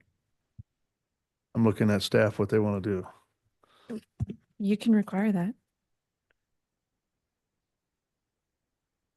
Let's not complicate matters. Yeah. Without Okay. fee. Yeah. And Anna, is this 5th do you feel that's a good amount of time?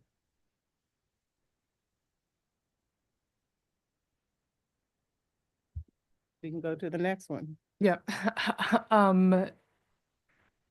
It has been difficult to get the application materials that we need. They mentioned, there's been several rounds of reviews.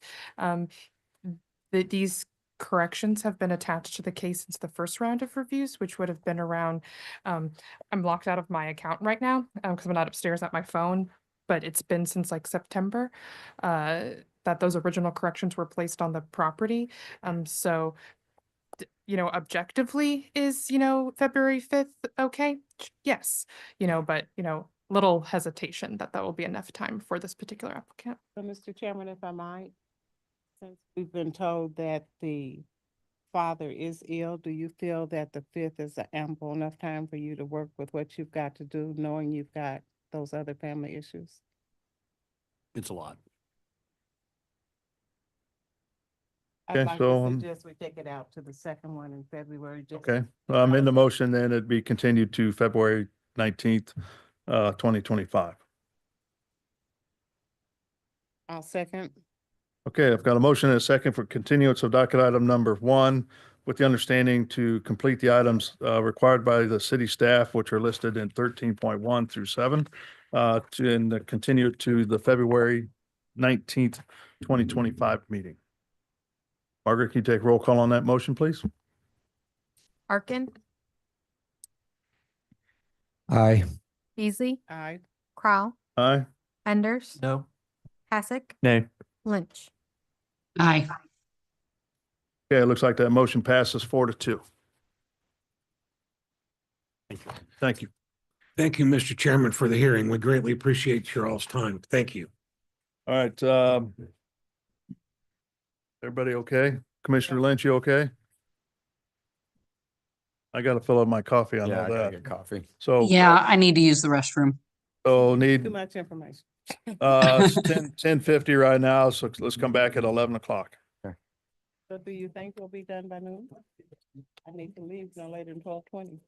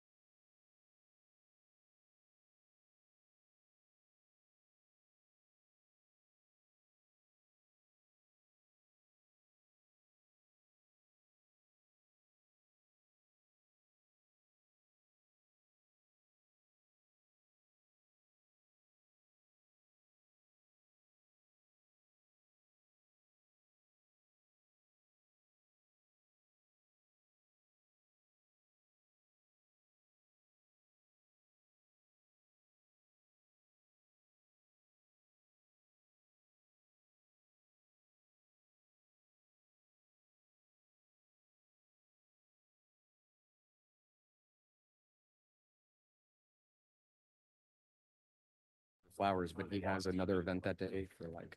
Margaret, I think he's So I was like, unmuted okay, me. I'll take care of it. Don't worry about it. You, Unmuted me already. Oh, okay. Is Commissioner Lynch back? Yep. Fantastic. She heard me. All right. Are you ready? You're on pause? Okay. So with that, thank you everybody for the short 10-minute break that looks like it expanded to 15. So we're going to reconvene our meeting and we're on to all the way up to docket item 4. Item number 4 is case CD SUP 2024-42, a request to approve a special use permit for group living on about 0.5 acres generally located at 1520 Cherry Street. Before we get started, just I want to make a change to the agenda items due to quorum and making sure we have enough people here. So what I'm going to do is swap docket item 8 and 7. So so that we hear docket item 8 first and then 7. So right now we're on 4, 5, 8, then 7. So just make sure everybody knows that. All right. Go ahead, Anna. Thank you. Okay. This case was continued to this date, so the applicant and a neighboring property owner can have continued discussions. We can pick up from where we last stopped, or I can give a very quick, debrief about the case at your request. Yeah, personally, I think an update specific to just why it was continued would be sufficient for me. Yes. Let's go. Yeah, the case was continued due to some public comment, specifically Abbott Properties and their council wanted to have some further conversations and felt like they needed a little additional time to do that. So you all granted them an additional 2 weeks and deferred it to this hearing. Eric Berger, Executive Director, Shelter KC, and Mr. Abbott and their group were able to talk, and I think they've reached a good neighbor agreement. And I think I don't know if that's executed yet, and I'll let Eric speak to that, but those conversations were had, and I think everybody is happy with where it's landed. A good neighbor agreement was executed, and Ryan Gassick with Abbott Properties is here and be glad to speak on that behalf and the continued conversations and commitment for cooperation. And it's been a positive experience. Okay. Everything okay over there? There must be a quorum on this. Yeah, I'm sorry. I should have asked if there's a quorum on this actual project. You want to go ahead and talk? We'll look it up. It's not. Okay. So far. So since we Okay. don't have anything to do with the next.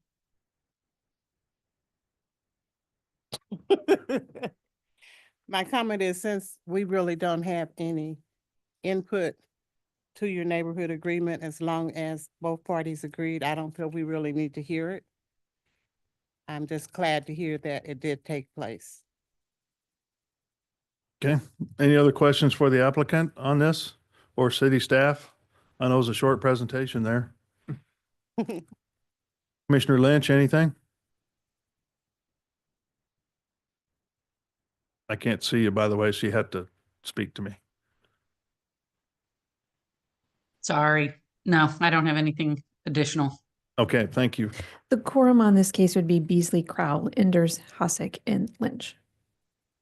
Yeah. So you gotta go to the back. Sorry. So I thought so. I just wanted to. Okay, so at this time, let's go ahead and open it up for any public testimony. If there's anybody that would like to speak regarding docket item number 4, please come forward or raise your hand using the Zoom feature and you will be called upon. Yeah, good morning.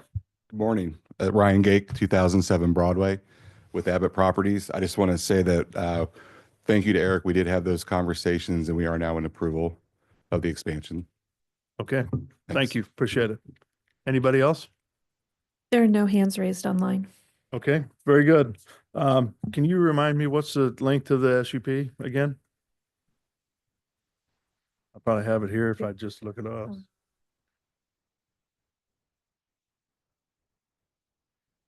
Ratio. Oh my gosh, that's the wrong staff report. 1 second.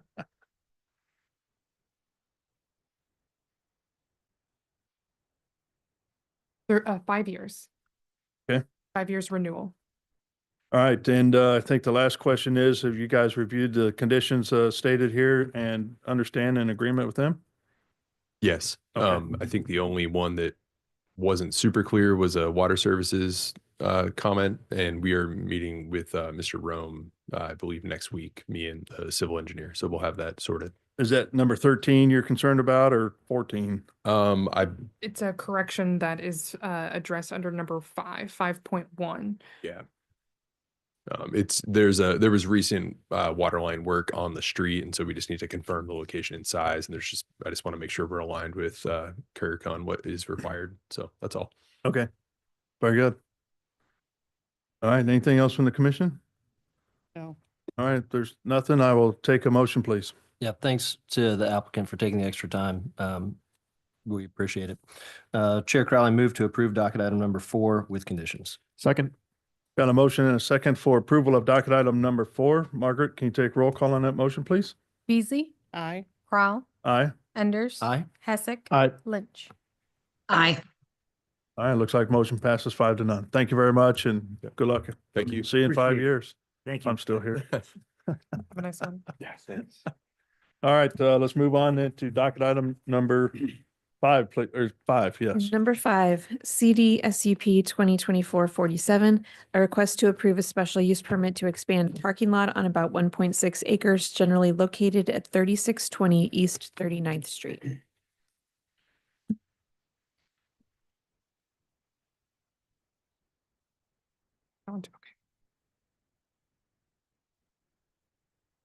Okay, thank you. On Ananiski Development Management Division, this is case CD SUP 2024-47, and the applicant is seeking approval of a special use permit to expand a parking lot on the subject site.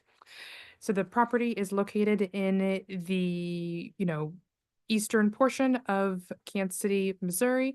More specifically, it is located on East 39th Street. It is a through lot, so it's got double frontages on Askew and Monroe Street as well. The subject site is occupied by a religious assembly use, and the expansion of the parking lot is going to occur in all of this grassy area that you see to the west of the principal structure. So this is a look at the subject site. This is from the applicant submittal. You can see the expanded parking lot in question, connecting to the existing parking lot and the principal building, surrounded by some landscaping to buffer the views of any pedestrians or vehicles driving by per our requirements in the Kansas City, Missouri Zoning and Development Code. So the approval criteria associated with a special use permit is listed on the screen. I'm going to go into the 3 that support city staff's decision. First being A is if this complies with all applicable standards of the Zoning and Development Code. We also take into consideration other plans and policies that are applicable, like long range wise in the section as well. So from a zoning code perspective, yes, this expansion complies with the zoning development code. You can review those details in the plan analysis section of the staff report. From a long range planning perspective, they are voicing some concerns about how the additional surface parking would affect the surrounding character of the neighborhood, since it is in a well-established neighborhood, and they do note that future improvements that occur, beyond this parking lot expansion should consider additional landscaping, art, signage, things to bolster the property. That's not just the parking lot. Review criteria B talks about if this is the interest of the public convenience and making sure that the proposed project does not have an adverse impact on the community. So from a regulatory perspective, again, the proposed project does not inherently have any adverse impacts on the neighborhood. They're talking about adding 34 parking spaces. But again, as the long range planner notes, that we do need to consider long-term for all projects that are parking lot expansions.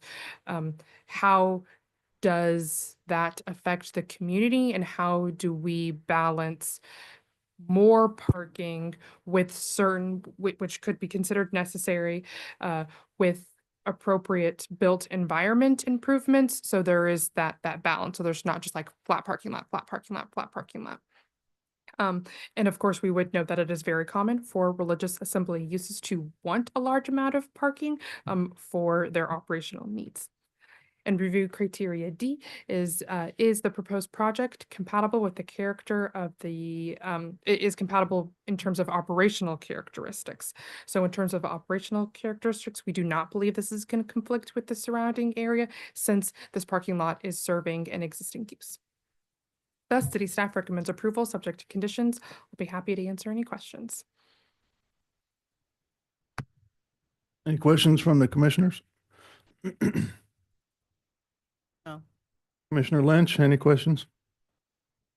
For staff? No. Okay. How long is the special use permit again? This one is not tied to an expiration date just due to the nature of the construction project. Okay. All right, let's welcome the applicant then. Good morning. Good morning. How you guys doing? Good. My name's Ron Hardy with HDR Engineers. Then I've got Cameron McCormick with us.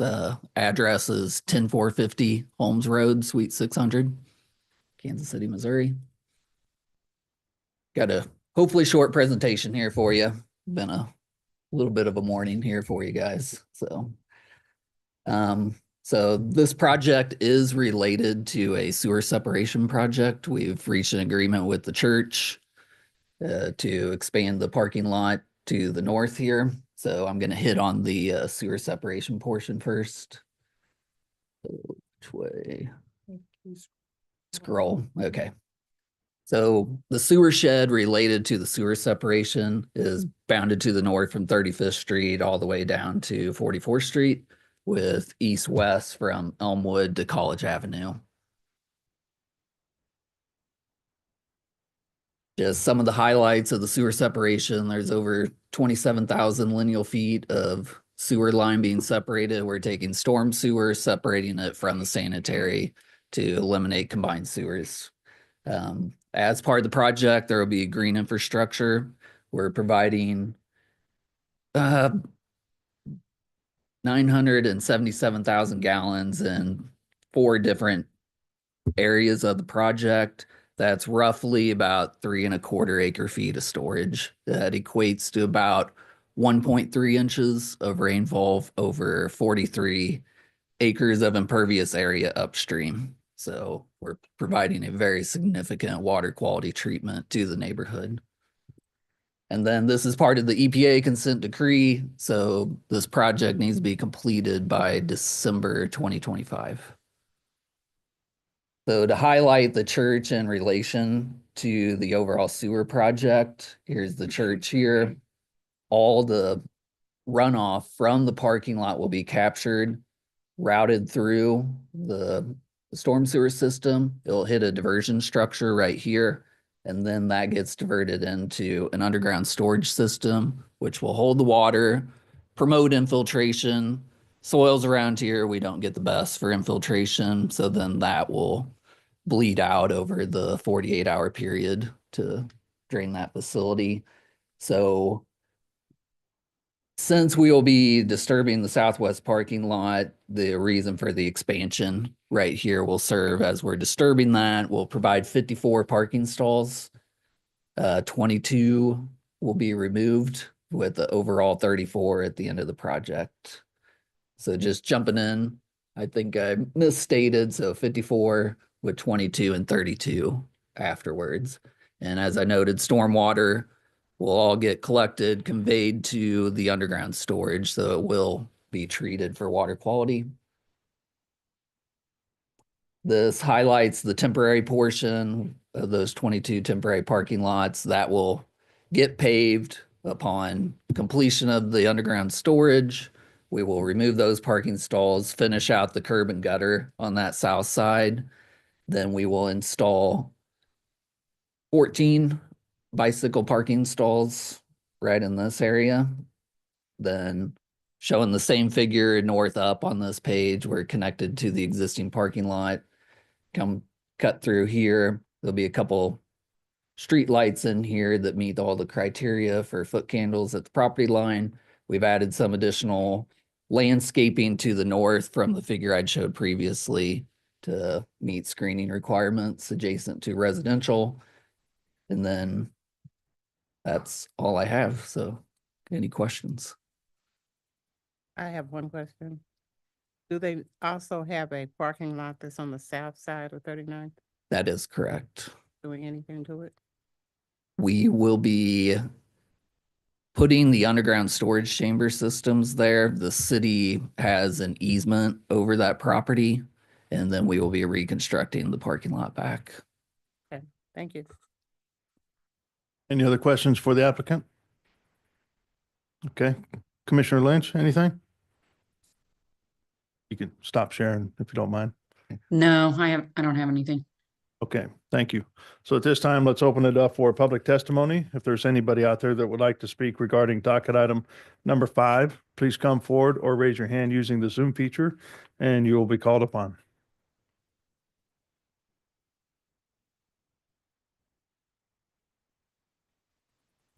We have no hands raised online. Okay, so we'll close public testimony then. Anything else to add with this project? Nope. I- Yeah, we've accepted all conditions. We don't have any issues with anything. So how's the experience going through the planning department for this project as well as going through the water department with the CSO project? The CSO side was a little difficult, but the planning side has gone very smoothly. Fantastic. Good answer. Good answer. All right. With that, we'll close testimony and speak amongst the commission. And if there's nothing to discuss, I'll take a motion. Chair Crowley, move to approve docket item number 5 with conditions. Second. I've got a motion and a second for approval of docket item number 5. Margaret, can you take roll call on that motion, please?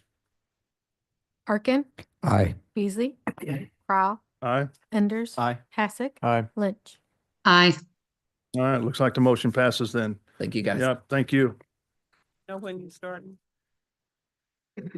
We have a January 9th date. So once we get approvals, then we have a title merge that we have to complete. And then trying to get all that done by the 9th and then get rolling. Thank you. Appreciate it. Thank you. Mhm. Okay, so at this time, we're going to move to docket item number 8. Could you give staff 2 minutes, please? I can give staff 2 minutes. Swapping 8 with 7, so just everybody understands that.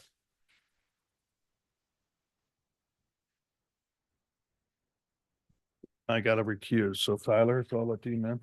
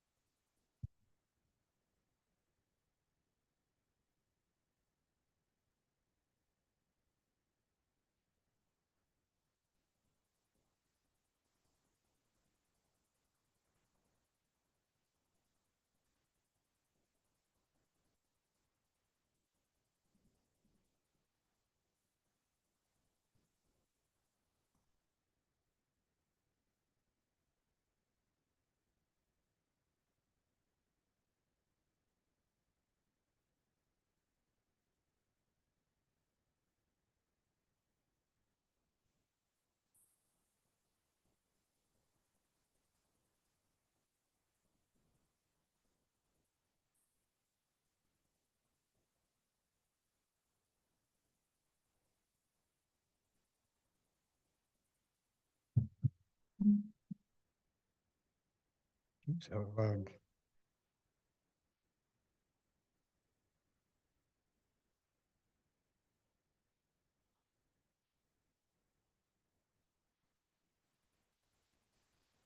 traveling for.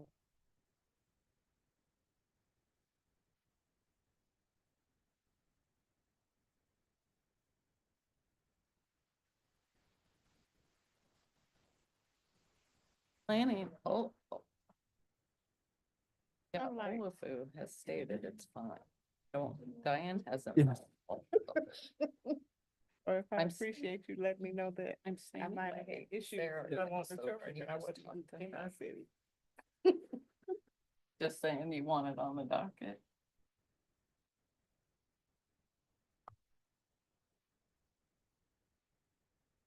Sarah Baxter.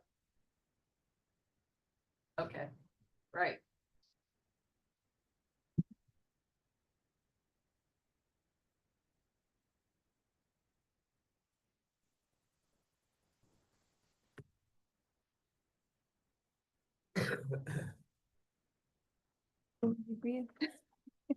Number 8.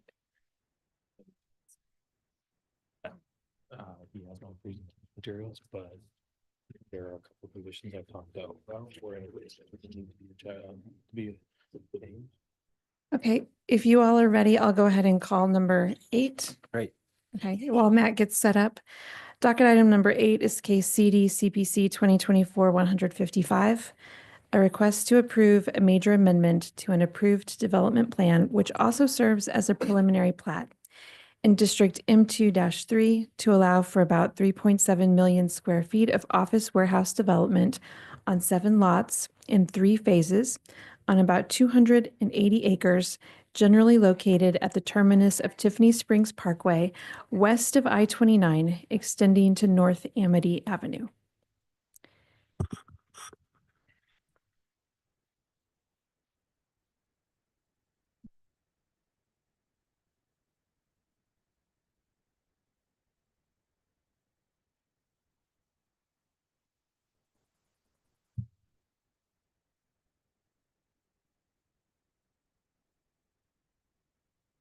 Okay, good morning. Matthew Barnes, City and Planning and Development, presenting this on behalf of Olufu Abaji. As stated, this is Tiffany Springs Logistics Center. Bear with me, I am not the most knowledgeable on this case. Jim McClure is part of the development team to my right. This site is located in the Northland, just south of the airport and west of I-29. Here's a closer view of the site. You can see the airport to the north and then other developments such as Zona Rosa to the south. And here's a closer view of that subject site as well, highlighted in yellow. You can see the originally proposed Tiffany Springs Parkway dashed in green running through the site. This is 280 acres. It's zone M2-3. The KCI area plan recommends commercial/industrial for this, and we are looking at a major amendment to the approved development plan and preliminary plat. This is 4 million square feet of spec logistics office and warehouse. It's going to be 3 phases on 7 lots, and this is also approving reduced setbacks and slight increase in parking than what is required. So background, ordinance number 230500 passed in 2023 allowed for 3.7 million square feet of office in 3 phases on 7 lots. And here's just a view of those structures as well. They held their public engagement on December 11th, and there was a summary attached in the staff report. The conditions to be added is number 46, added from that previous ordinance. That otherwise, unless otherwise agreed by both the city and the applicant prior to the approval of the final plat for the first phase, the developer shall enter into the following 2 unsecured deferral agreements for installation of water mains running along North Amity Avenue.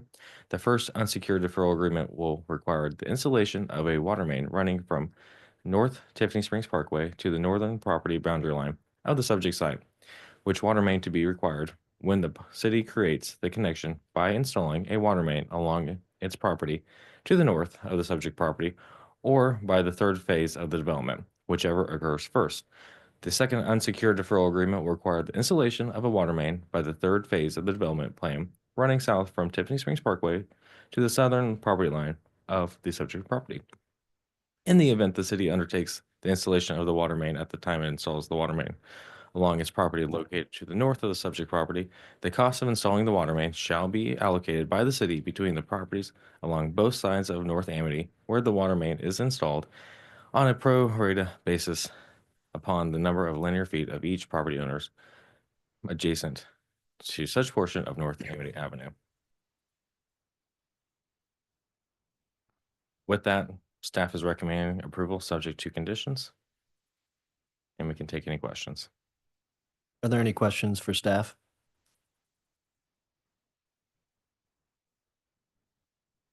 If you have it handy, are you able to, and you may not, talk about what the setback change is, and perhaps the applicant has that ready? Can address that Yeah. during the applicant's presentation. I might defer to the applicant while I look into the staff report. I don't have the setback numbers off the top of my head. I'm sorry, I didn't prepare that for today. The buildings did get closer to the road. As you know, we came in and a major street plan, major street plan was amended to reduce the right of way, which allowed more of the property to be utilized in this development, given the restrictions that were there on the Boulevard and Parkway system. So the buildings were able to come a little bit closer to the roadway. And I apologize for my voice. I'm getting over a cold, and speaking at MPD yesterday, I've talked my way out of a voice. So, And according to the staff report, the setback has been reduced by about 65 feet along the roadway. And so what is it now, and what was it? it was approximately 150 feet. So almost all of the buildings were outside of the 150 feet applicable area that the Boulevard and Parkway standards. Only a small sliver of our northeastern building was within that area. So we are about 65 feet closer, which would make it 85-foot setbacks, something along those lines. Any other questions for staff? Just that one statement you read about the water lines. Can you go back to that for me a minute? Mm-hmm.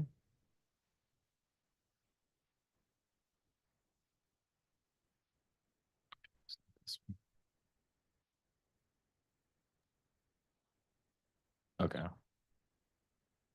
And specifically is the bottom part that I kind of got hung up on, where it says,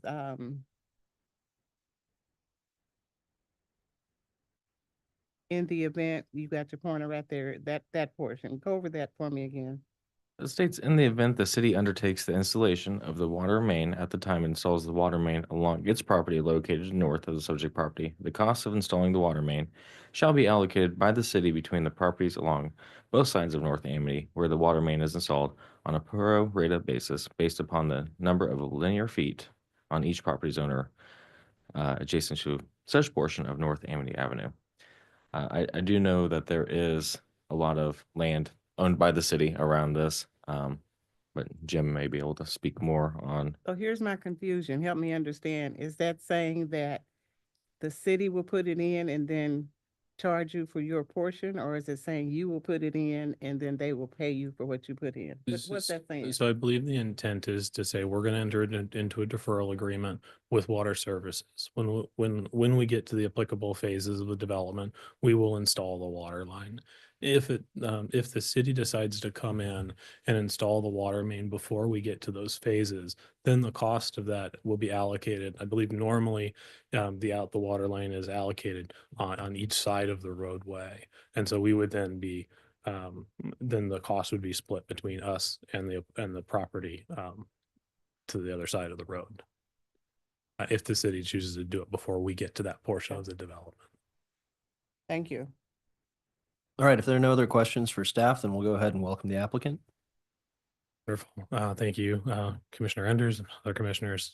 James McClure with Postinelli on behalf of the applicant Block Real Estate Services. This is Tiffany Springs Parkway. We've been before you several times in the past, and it's a pleasure to be before you guys again. As we stated here, the roadway was able to be, the right-of-way was reduced, and we were able to, and the roadway has been changed, which allowed for a more efficient and effective utilization of this property, which allowed us to expand the buildings I believe it was about 8%, something like that, if I remember my numbers correctly. Other than that, primarily the remainder of this development is the same. And we are excited to bring this. There are a couple of conditions that I talked with Alofu this morning about removing. One is condition 31, which is related to the water line issue, which essentially says we'll put the water line in immediately. We've talked to staff and we're in agreement with Water Services in Kirk Rome that the very good language that he wrote here would be used instead of what Kirk initially had put in, as that was what was approved by council in our initial development plan.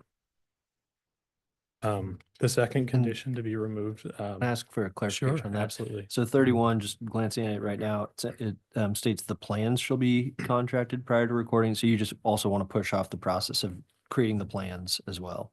Yeah, not when installation. when it becomes necessary to come in and work with staff to get that improved. In case there's a need for a different size than water main, something along those lines. And as far as staff knows, that checks out.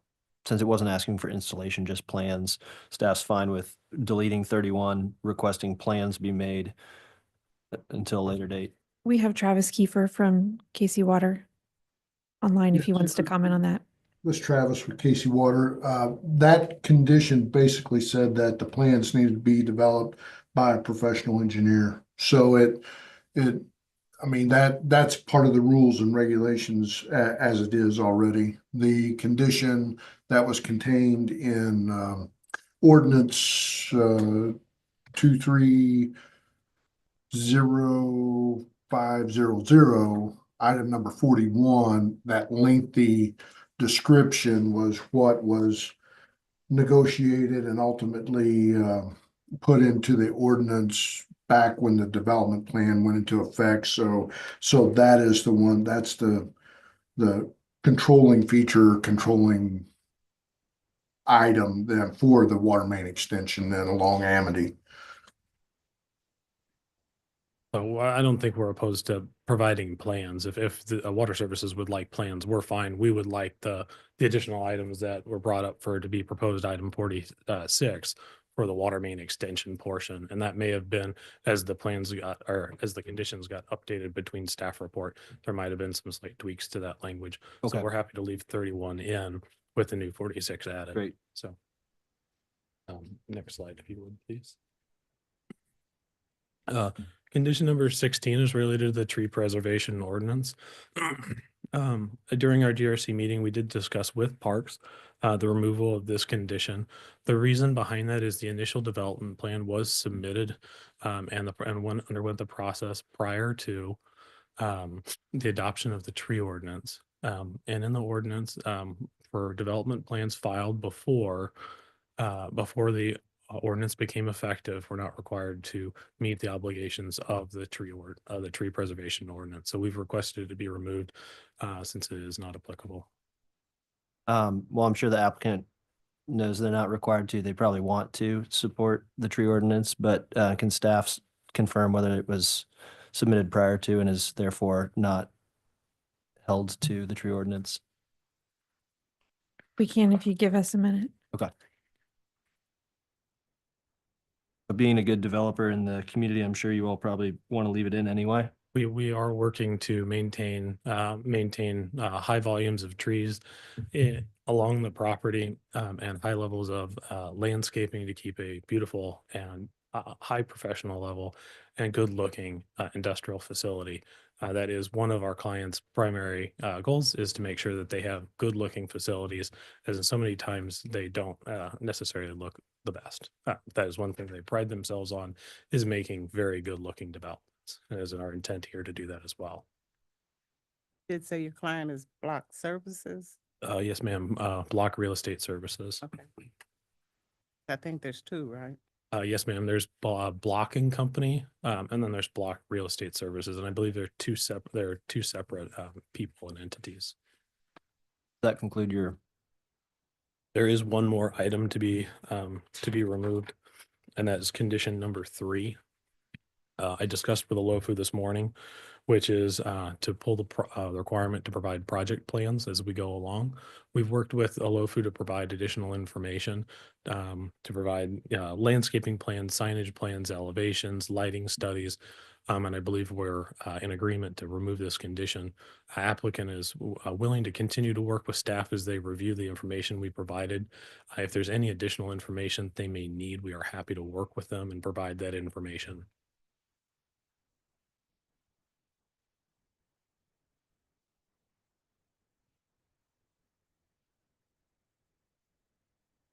Can staff confirm if comfortable removing that? Have you provided a design guideline? Yes, ma'am. If a design guideline has been provided, then usually, yes, we agree to not require the project plan because the subsequent plans are reviewed against that design guideline that's included in the plans. So, well, so I misunderstood then. So if it is included, then we could leave number 3 in. We could, to avoid any confusion in the future, we'd prefer to have the comment removed. What would staff's preference be? Well, given that we don't have Olofu here to confirm that, we would prefer to leave it in, and maybe you can modify it to say that we will confirm it's been submitted. No offense, Jim. And that if so, we will remove that condition before ordinance request. Acceptable. Thank you. Thank you, Sarah. Does that conclude your presentation? Yes, sir. Great. You did great. Any questions for the applicant? Has it already started? You've already had phase 1 started? No, ma'am, we have not started phase 1. Critical change, figuring out what we're doing was roadway Tiffany Springs Parkway and confirming the alignment and dimensions of the roadway, which was only recently fixed, or recently finished. And so once that process we then analyzed whether or not the as approved version was the most efficient use of the site. And so we determined it wasn't. We have not started the project yet, but we are excited and eager to start the project. Anticipated start date? I don't know that. I believe Will Block, the applicant here, is online as well. Is he? Yes, I'll promote him.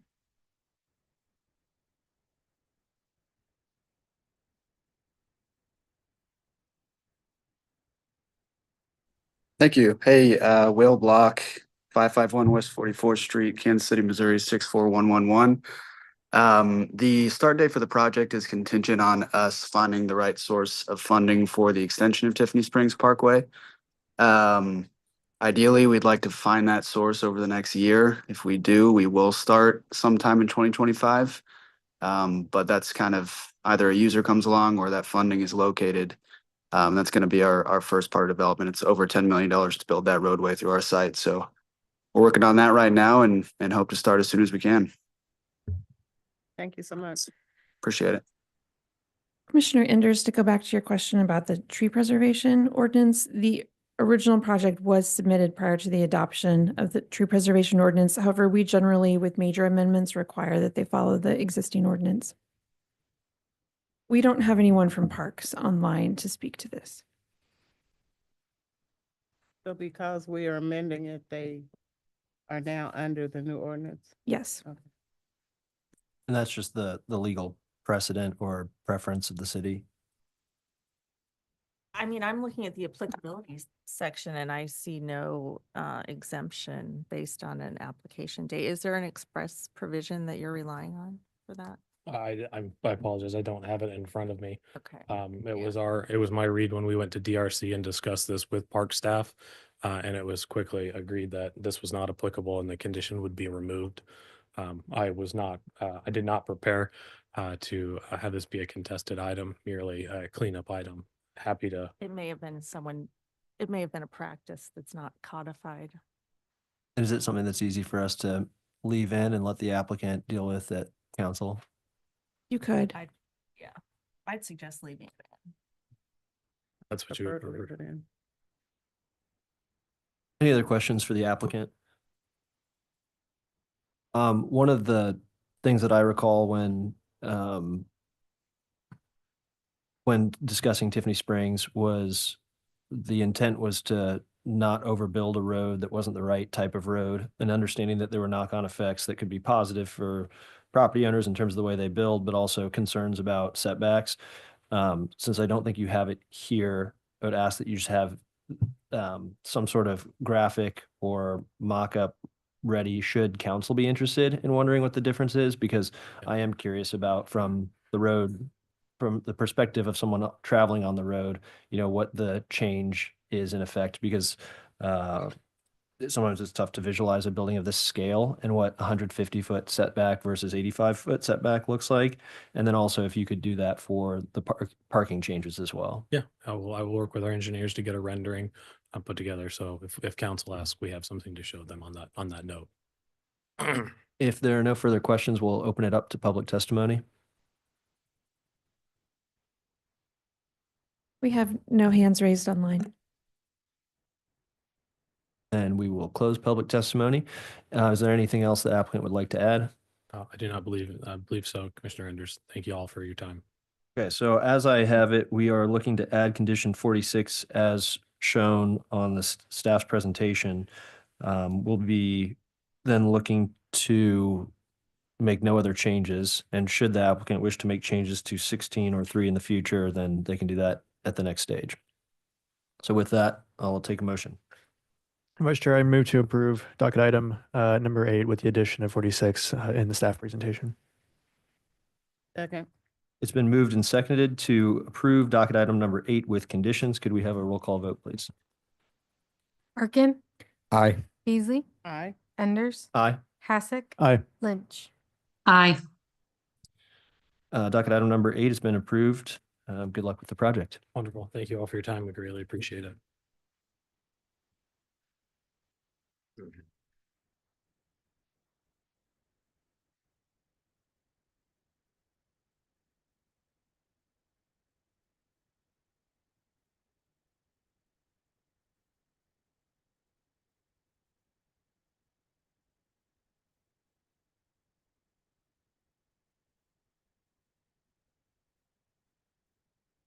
Item number 8.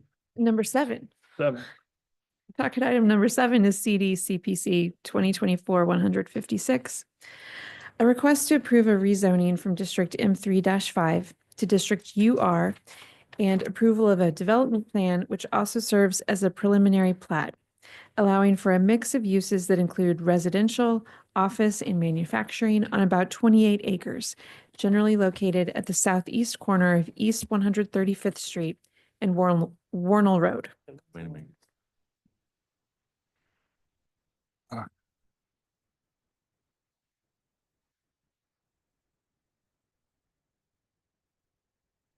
Good morning.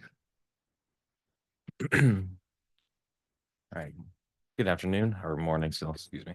CD CPC 2024-00156. My name is Matthew Barnes, presenting on behalf of Olafu Abaji for Tilden Station, which is a development plan and rezoning to UR. The development team to my right. This site is located in the southern portion of Kansas City, more specifically within the Martin City area. You can see to the west there is the shopping area that's Target and a few other shops. And then the core of Martin City is to the east, east over by Holmes.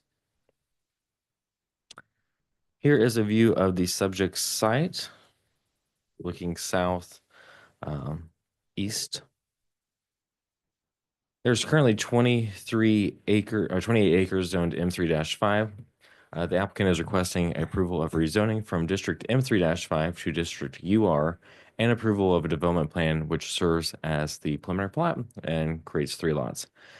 As stated, this project is within the Martin City Urban Renewal Plan, and the EDC recommended UR for lots 1 and 2 only, as lot 3 will remain M3-5. They're only seeking the entitlement. They will submit a project plan approved by you guys prior to issuance of a building permit. Here is the current layout of the site. You can see this, I believe this over here is the M3-5 lot on the western side, and then the commercial potential lots at the north and the residential structure there in the middle. To the south, there is a stream, regulated stream and associated buffer. Yeah, as stated, this is showing the preliminary plat. Lot 1 is a 4-story, 250 unit multifamily building. That's right in the middle. Lot 2 is along East 135th Street, which is retail and restaurants. And then Lot 3 to the west there is M3 use is permitted by code. So we are only looking to rezone lots 1 and 2 to UR. Lot 3 will remain M3-5. The applicant held their public engagement with the adjacent neighbors on Saturday, November 26th, and there was a summary attached in the staff report. With that, staff is recommending approval subject to conditions, and we can take any questions. Okay, thank you. Any questions from commission to city staff? Could you go back to your two maps? I was just confused about, the size of lot 3. Yeah, I believe this is not skewed correctly. It's my understanding that I have like you have that. a much easier thing to view if I can just send it to someone real quick. It has some color that helps it stand out a little bit better. Yeah. This one's These- not connected there to is a the- problem with these graphics. I can see that. Yeah, Where I'm the sitting. three of them Previous don't graphic. match. Can you go Yeah. back to our site plan? Because we didn't put that other thing together. So I have that in a color coded copy, which makes it a lot easier to read. That right there. If I can just send this to somebody, it'll make it a lot easier for everybody to follow. The lot 3 is the one on the west that is left as a buffer. Correct. Lot 3 is to the west, which would be future development, whether it be office or retail or coming back for, maybe an additional residential use in the future. Right now, it just keeps the zoning. That's about 5 acres. Thanks. But I can send this to you if you want. If somebody gives me an This email isn't, address. isn't connected to anything. I don't know. Okay. Okay, any questions? Other questions? Okay, let's welcome the applicant then. Good morning. Morning. We just Tim, made it. Yeah, just made it. Yeah, exactly. So, any questions you have? We had I can give you a real quick overview if it makes it easier. We had our public outreach with our community, which is a very large homeowners district there. That seemed to go pretty well. We've been working on the project for the last 2 years.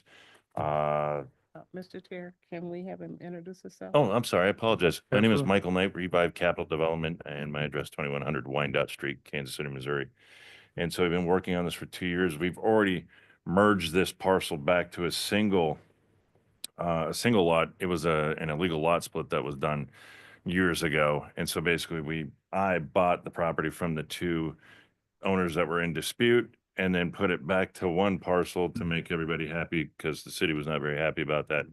And now we're subdividing it appropriately the way it should have been done the first time after we merged it back together, which took about a year. So fast forward, here we are with our plan. We have an approved development agreement with the LCRA. That's why we're doing the UR zoning, and we're calling it out by use, which would be the residential phase 1, which includes the infrastructure, roadways, emergency access lanes. And then phase 2, which would be the retail commercial pad sites along 135th. And then also a phase 3 of the additional 5 acres to the west we just discussed. That would be called out for a future use once a future use is determined. And this takes into account all the infrastructure setbacks, detention ponds, utilities. So these two gentlemen are from Wallace Engineering, our civil, and we've dug into this pretty far. We've worked with city staff and Alafu. Thank you to their guidance and input and feedback. And this has evolved very organically over the last year to get us to where we are now. So with that kind of 30,000 foot view, I'll open it up to any questions. Okay, thank you. Any questions from the commission to the applicant? Just a quick one. I did notice quite a bit of neighborhood engagement. There was no pushback or anything. No, Okay. not that we encountered. I mean, unless somebody has a different opinion, but seemed to go well. No I didn't see- pitchforks or torches. You thank God. guys didn't get any. Okay. All right. Josh Lipscomb with Wallace Design Collective. Yep. It was at their neighborhood meetings, monthly meeting, which is why they had a large attendance. It was pretty quick item to go through. I mean, but a good group heard it, so, and that's good Yes. that you didn't get neighborhoods generally speak their mind if they're concerned. Well, and again, at this point in time, we're seeking the subdivision and the zoning approvals and made it very clear to the neighborhood that when these are actually submitted on their own merit individually for building permit, all the design guidelines, looks, aesthetics, and so on, that will come back to them and obviously view those things and obviously bring that back to the commission as well. So as these projects are laid out, whether it be the retail pad sites individually or even the multifamily, as it moves forward to building permit, we will then come back appropriately to the commission and to the neighborhood and say, here's what it looks like, what do you think? Obviously taking into account all the design guidelines, but obviously we'll engage the neighborhood at that point in time to make sure they like what we're doing. Okay. Yeah. Okay. All right, Commissioner Lynch, anything? Nope. Okay, so at this time, we're going to open it up for public testimony. If there's anybody out there, what's that? I got a quick one. No, we're already past that. If there's anybody out there that would like to speak regarding docket item number 7, please come forward or raise your hand using the Zoom feature and you'll be called upon. There are no hands raised online. Okay, so we'll close public testimony then. All right, Commissioner Beasley. Back to the one portion on the west that we were looking at on your map. Yes, ma'am. Tell me again what type of usage you plan for that? It is currently M35, which would light industrial, correct? It could be office. We've had some people approach us about doing some office build to suit, owner occupy. We've had 2 different athletics companies approach us, like a gymnastic style school or an athletic training facility. We've had a couple companies approach us about some climate controlled storage, but as of today, we have no letter of intent or agreements with anyone. And so to allow the flexibility of what happens there, it's just keep that existing zoning until that use is actually determined. Whereas the other 2 parcels, there really is no other use other than the residential and or the commercial retail on the frontage. So we'll be back in front of you for phase 3 when we find a tenant, a development opportunity, or it may turn back into additional residential. If the residential portion, goes off well, that might turn into additional apartments and or townhouses or something to that effect down the road. We just don't have that identified right now. So the existing structures to the west of that lot, what usage are those? Are those in the same zoning that we're looking at for his lot? The only you mean the neighboring structures or our structures? No, neighboring to the west of you. Uh, Am I going the right direction? I mean, we have some industrial. We have the 90-acre landscape to the north of us. We have industrial to the west of us, and we have industrial to the east of us and to the south of us. There is quite a bit of setback due to the floodplain, the stormwater runoff. And so our use, You're not sharing the screen. our use would, I don't know if our use would No, I'm be just detrimental to their neighbors. concerned with what is already existing. So I see that blue square at the bottom left, those structures that are already there. What is that? That's not ours. I know it's not. Is that B12? That's industrial. Yeah, these are all zoned M3-5. Yeah, there's a lot of light industrial there along Wyandotte. And that's what I was asking. Mhm. So he would be abutting something that is already existing in that. Okay, Mhm. that's all I was asking. Oh, sorry. And there's setback and so on there, and there's some foliage that runs down the property lines already. Okay, thank you. Thank you.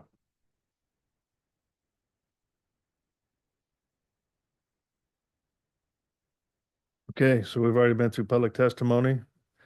Anything else to discuss? Okay. Commissioner Beasley? No, I'm good. Okay, That- just that was- checking. I just wanted to see what was surrounding him on all sides. Okay. Especially when that one was manufacturing industrial and the others are residential. Okay, I commercial. guess we'll Yeah. close testimony then, and if there's no discussion, I'll take a motion, please. Chair Crowell, I move to approve docket item number 7 without conditions. Second. So I've got a motion and a second for approval of docket item number 7. Margaret, can you take roll Can I call on that interrupt? motion, please?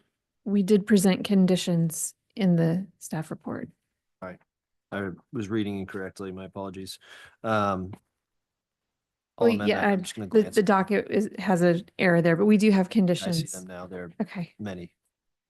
Hmm. Like, yeah, a lot. yeah. Okay. Well, if I, Dozens and if I dozens. might, just for 2 seconds on that, the conditions are typical of these things being submitted separately. So all those conditions are part of the standard submission process for building permit of the actual building and all the design guidelines and so on. So all those conditions are acceptable to us because it's part of that normal submission process anyway. Chair Crowley, move to approve docket item number 7 with conditions. Second. Okay, so I've got a motion and a second amended motion. So Margaret, can you take roll call on that, please? Arkin, Aye. Beasley, Aye. Crowell, Aye. Enders. Aye. Passick. Aye. Lynch. Aye. All right, looks like the motion passes. Daniel will be happy to see the Paseo Green has finally started. Oh, excellent. Thank you everyone for your time. Appreciate Thank it. you. Appreciate it. All right, ready for Number docket 9? item 9? Okay. Item number 9 is CD CPC 2024-152, a request to approve a major amendment to an approved development plan to incorporate new phasing and building layout in District M2-2 to allow for the existing land reclamation, quarry, excavation, office, commercial, and warehouse development on about 70 acres generally located at the northwest corner of East 63rd Traffic Way and I-435. I got it. Motion.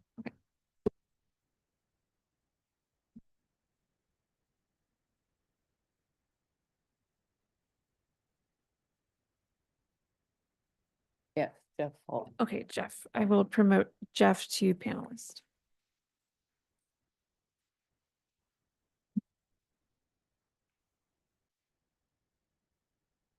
Good morning for one more minute. My name is Matthew Barnes, City Planning and Development, here to present the development plan for Folk Quarry and on behalf of Olafu Abaji. This is case number CD CPC 2024-00152. The development team is to my right. This site is located in the eastern part of Kansas City, just adjacent to Raytown and 435. Here's a closer view of that. Still, you can see Blue Parkway / 435 to the northeast, and the old drive-in down there a little bit to the southeast. Here is the current plan, which was passed in 2014 by ordinance number 140482. It rezoned and approved a development plan in District M2-2 to allow for the existing land reclamation, quarry, excavation, and future office, commercial, and warehouse on about 70 acres.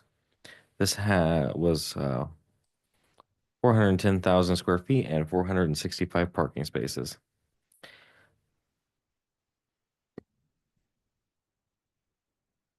So this is what they are proposing, 70 acres zoned M2-2. With limited visibility from East 63rd Traffic Way. This is a major amendment to an approved development plan and preliminary plat to allow for a single office / warehouse and existing quarry operations. Existing accesses will be utilized, and this is limited in scope and size. So this is the proposed plan. Okay. The applicant will go into further details here in a minute. And this is just their landscape plan to the south, showing screening along, I believe, the 63rd Traffic Way there, along as well as the parking lot, and along 435 to the north east. And there's a closer view of that yet. Here's the proposed structure. It is a 2-story metal office building that will be used in conjunction with existing operations. The applicant held their public engagement on November 19th, and the summary is attached in the staff report. With that, staff is recommending approval subject to conditions, and we can take any questions. Okay, thank you. Any questions from the commissioners to the city staff?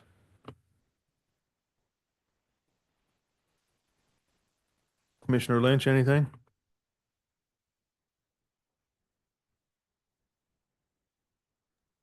No, sir. Okay. All right, let's welcome the applicant then. Thank you. Mr. Chair and members of the commission, it's Patricia Jensen. I can officially now say it's good afternoon instead of good morning. With me today, I am representing the proposed purchaser of this site, LPJ Holdings. And Jeff Falk is with LPJ Holdings. He is the one online. To my right is Mr. Bob Collins, who's also working with LPJ Holdings, but he has also been working with the current property owner as the site has continued to be quarried. The current property owner is A.E. Wolf. And then to my far right is Mr. Matt Schlicht. He is the consultant who's prepared the plans. I'll give you a brief history of this site. In the audience are our adjacent neighbors that we've talked to during this process, Mike Jacobs and William and Teresa Rice. So this site, as Matt has described, am I just clicking? Yes. Going down, is located at East 63rd Traffic Way and I-435. It's been a site that's been quarried and has had an approved plan since 2014. We are asking to amend the current approved development plan on this site. One of the reasons we're in front of you today, we were delayed 2 weeks because the advertising on the site, the mailed notice went out incorrectly. And rather than advertising the December 4th hearing, it stated the hearing was going to be on December 14th, which is a Saturday and not a date. So we ended up being continued. We are trying to close on the purchase of the property before the end of the year. So we're hopeful you will approve this today. And as has been identified, what the site is doing is changing the plan just to show one building rather than the 4 buildings that were previously approved. The quarry this is a plan from the approved development plan when it was approved, when it was rezoned and approved for the quarry use. And the lines on this sheet are better in terms of showing the ultimate development at that time that was approved with the 4 buildings instead of the 1 building. And as Matt has identified for you, here is now what we are moving forward with. And the office building for a contractor will be at that very southeast portion of the property. This is the landscape plan. You will see landscaping also to the north and replenishment of some trees that were removed. And then these are the site plan. Bob Collins has had he's practically a member out there in that community. I think the neighbors will tell you because there is a VFW that operates out there and regularly has gatherings. And I think Bob Collins has been there quite frequently. We are in agreement with all of the conditions contained in the staff report. And we would respectfully request that you make a recommendation of approval of this revised development plan. Bob, do you want to add any comments? I'm Robert Collins, No Tyson Associates, on behalf of ESI and the property owner. Since this project was approved in 2014, the owner's intent was to make sure that there was a final use anticipated. And this is the beginning of that process, moving to a particular user, which is going to be building a building and stopping the coring in the eastern portion of the site. So this is beginning the process of phasing out the quarry at this location. Yeah, we've been doing the quarrying on the east side, the northeast side. That is no longer occurring. The current quarrying that will last through 2035, which is what was on the approved plan, is occurring on the western portion of the property. How much material you think you have left in there? A lot? There's a lot. The owner operates a contracting company which provides riprap for Corps of Engineers project and other construction entities around town. And their intent is to get through all the material, but and that will end up with this property being put to better uses, I think, and more community compatible uses. Okay. Any questions for the applicant? So there's not a need to have any other entrances established No. on that plan? No. We have one entrance, that's all we need.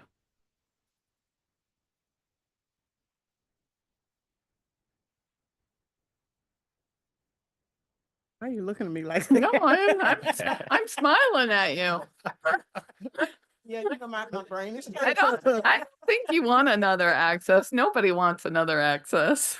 Well, the thought came because you were saying where the location of the two-story building would be, and then you were saying you were phasing out the quarry.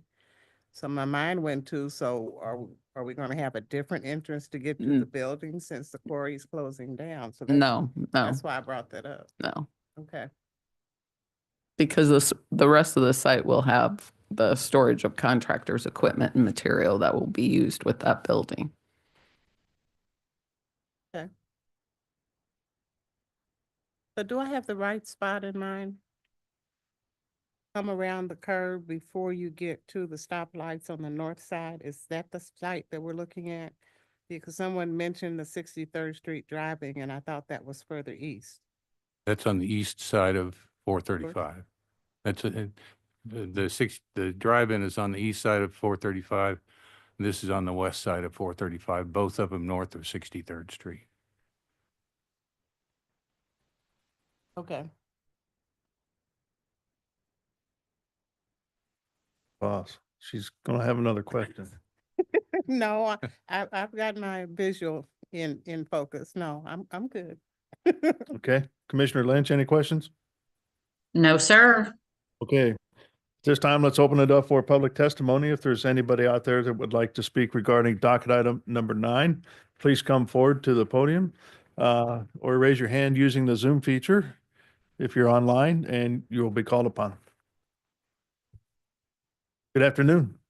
Good afternoon, sir. My name is Michael Jacobs, and I live at 5800 Crystal Avenue, and I am the current president of the Brown Estates Neighborhood Association. And there is one other thing that brought us down here today, besides the administrative error, the wrong date that was on the original advertisement that Ms. Jensen referred to earlier.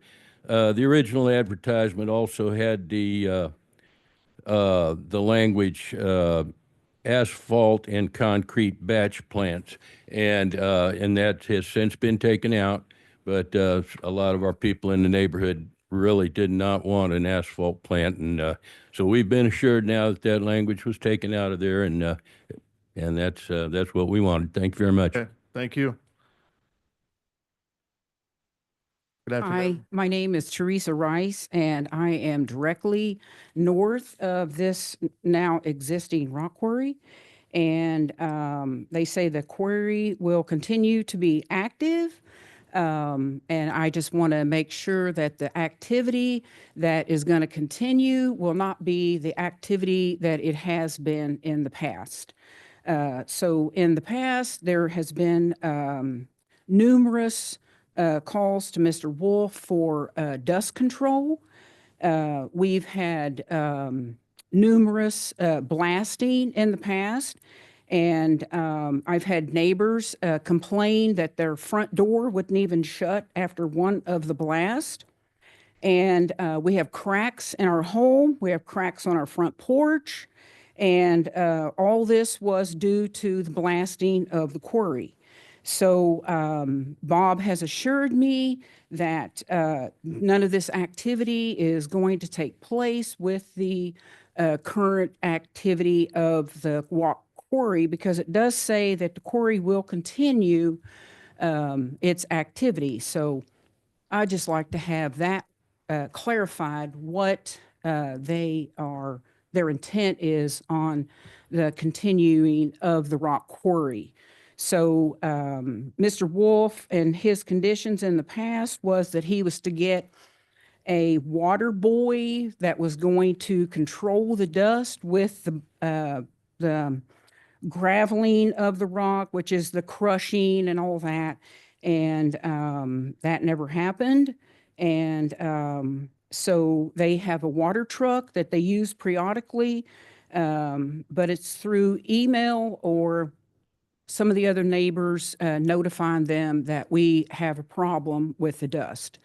And the dust is truly a problem. So if this new building that they're putting in, is going to take care of, if that's what is going to be taking place there and no more blasting and dust, that would be really appreciated because no one has policed anybody as far as noise and emissions to this quarry as of today. So it's only been myself and my neighbor that lives in the home at the VFW, and some of the other neighbors have complained to me, but they didn't want to make noise publicly. So, but my home overlooks this rock quarry. And it has been an issue, and we have talked directly with Bob numerous times, and he has, told us that they would be on it. So Okay, thank you. Thank you for your time, and Merry Christmas. Same to you. Anybody else, Sarah?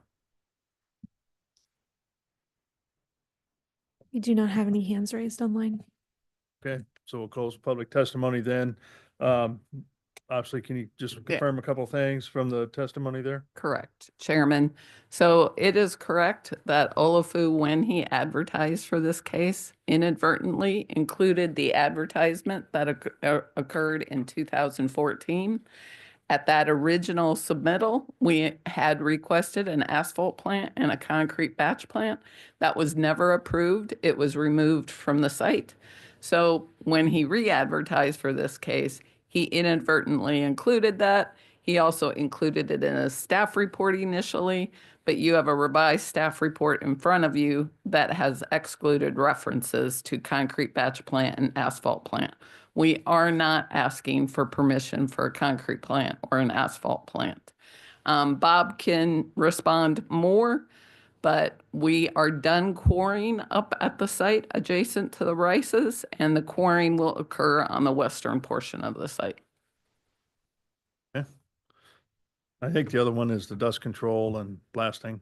It is a quarry. There is dust. Our intent, or what will happen with the new development, is the coring and crushing, which really causes a lot of the dust, will stop at that eastern portion of the site. It will move to the western portion until that they're finished coring there. We made our best efforts to try and hold down the dust with water, but it's difficult, and we apologize to the owners for not being able to respond all the time, but we really want to be good neighbors, and we really want to try and hold that dust down. With the new operation, it should be held to a minimum because of the operation won't include any material activity at all.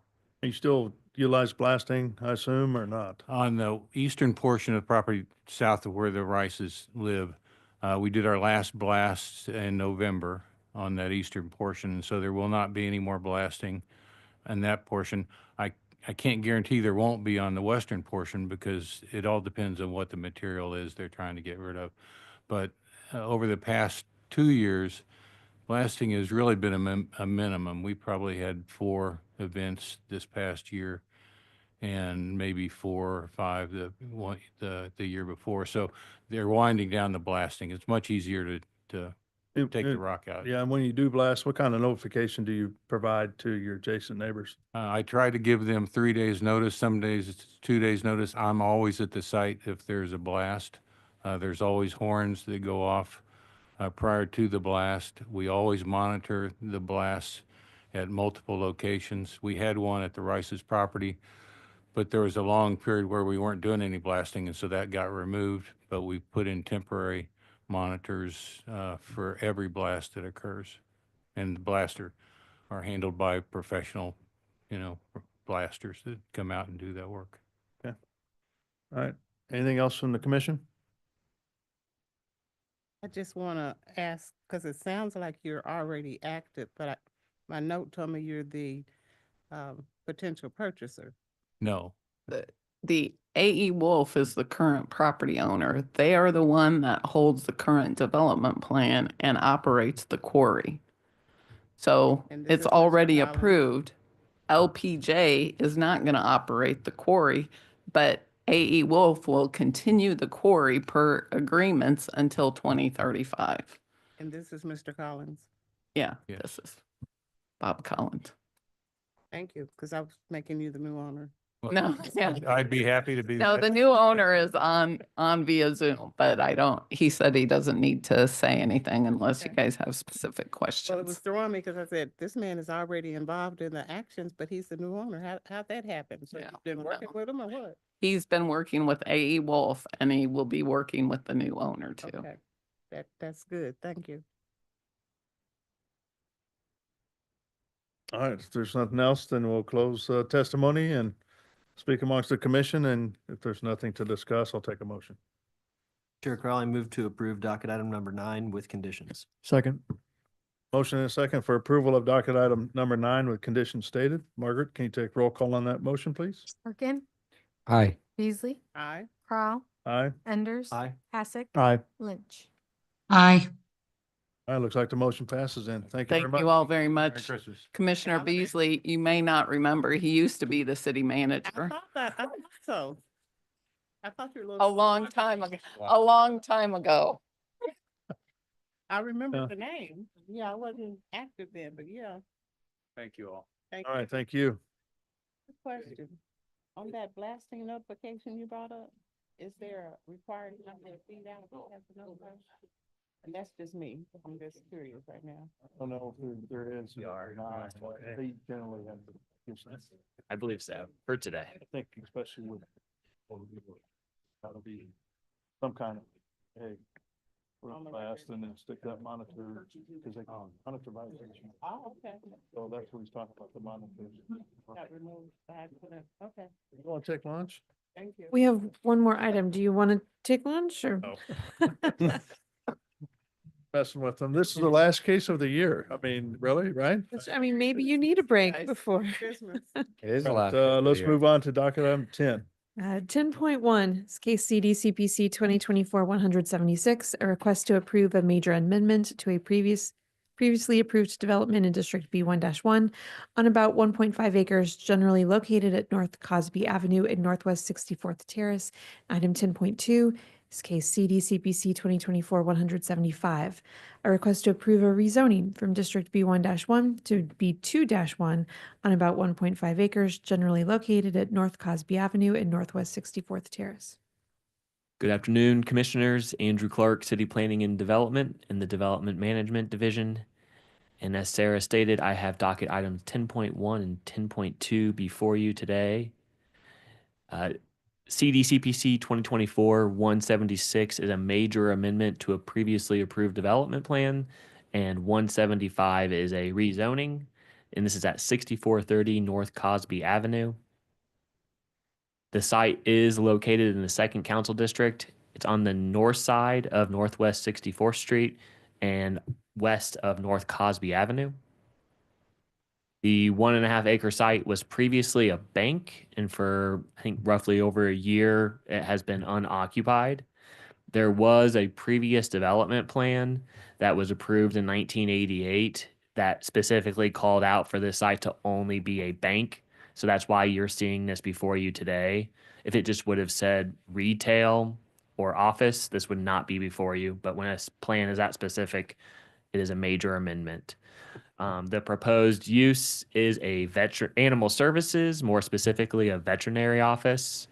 That is only allowed once you get to B2 or higher. The site is currently zoned B1-1 with a sliver of residential zoning, could be a mapping error.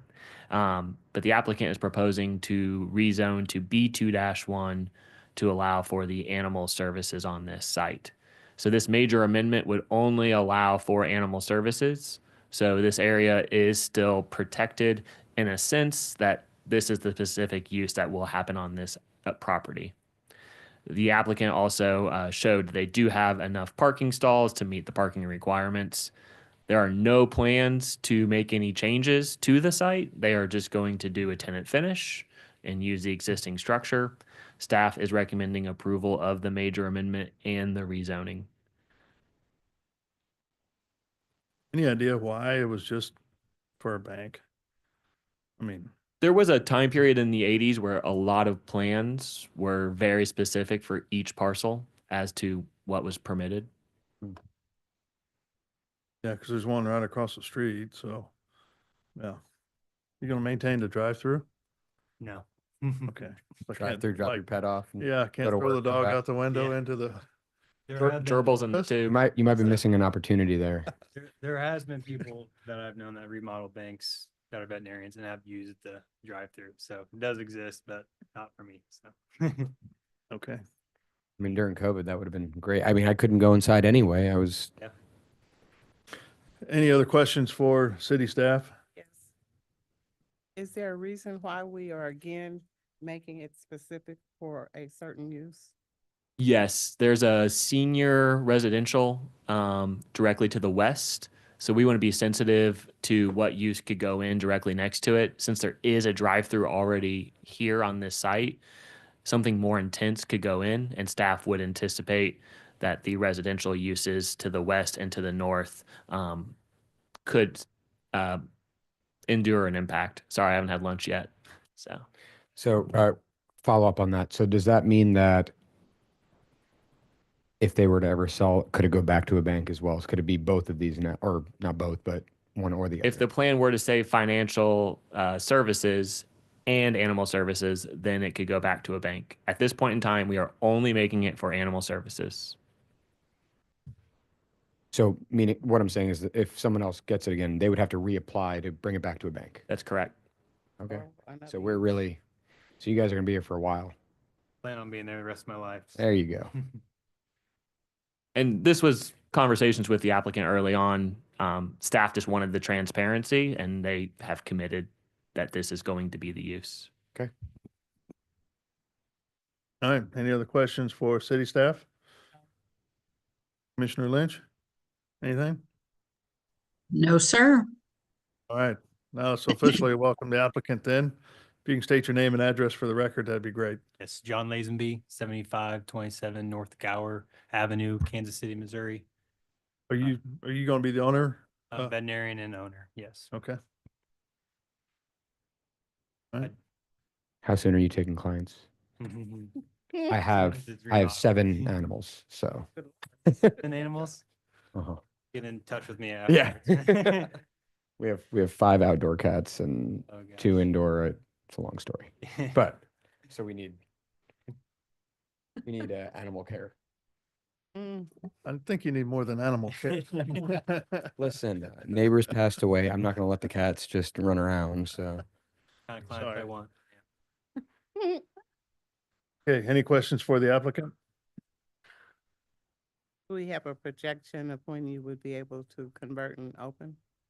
Yes, the plan would be. Can you speak more into the microphone, please?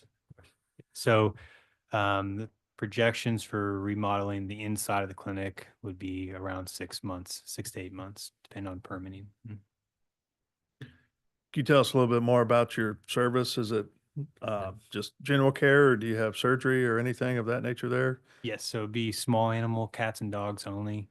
We'll offer vaccinations, examinations, surgery, and we will hospitalize patients during the day, and there'll be no after-hours care. So you don't board a pet if someone's traveling, they can't come and have you board their pet? Some veterinary clinics do offer boarding. I am not planning on offering boarding at this time. Okay. Okay. Any other questions for the applicant? Oh, I'm good. Okay, Commissioner Lynch? I've got nothing. Okay. So at this time, let's open it up for public testimony. If there's anybody out there that would like to speak regarding docket item numbers 10.1 or 10.2, please raise your hand using the Zoom feature and you will be called upon. We do not have any hands raised online. Okay, so we'll close public testimony then. Anything else to add with this? Not on my side. Okay. Commissioner Beasley, you good? I'm good. All right. So with that, we'll close testimony and I'll take a motion, or if you want to discuss anything, we can do that too. So the condition is on 10.2. Yeah. So Chair Crowley moved to approve docket item 10.1 without conditions and 10.2 with the sole condition. Second. So I got a motion and a second for approval of docket items 10.1 and 10.2. Margaret, can you take roll call on that motion, please? Arkin, Aye. Beasley, Aye. Crowell, Aye. Enders. Aye. Hassick. Aye. Lynch. Aye. All right, looks like the motion is approved. Thank you very much and Thank you. appreciate your patience today. Thank you very much. Yep. Okay, so with that, we have the additional discussion. Do you all want to take your lunch break? You want to just power through? Mine is very short, promise. Power through. I Okay. think we ought to power through, because I know Commissioner Beasley needs to get off to her other meeting and Commissioner Enders will need to take off as well. Okay. Uh, While Jennifer is getting set up, I did want to just a reminder, or it's not really a reminder, a notice. At your next meeting on January 15th, we'd like to take a group photo of you all. So we're just letting you know that now, so you're prepared. I won't be here. Okay, I'm good at Photoshop. Yeah, we will Photoshop you in. I'm just messing with you. I'm not sure what's gonna happen, but. Yeah, so for our annual report, so just so When we send the docket, make sure to remind us. Try to 'cause I will remember. forget. So who's all going to be on the January 2nd meeting in attendance? I'm moving meetings around, so I will be there. Okay. I'm gonna try to be there. I'll be in transit, but I'll do my best to be there. Yeah, I think, because I've got to recuse from that particular one because our firm is working on that.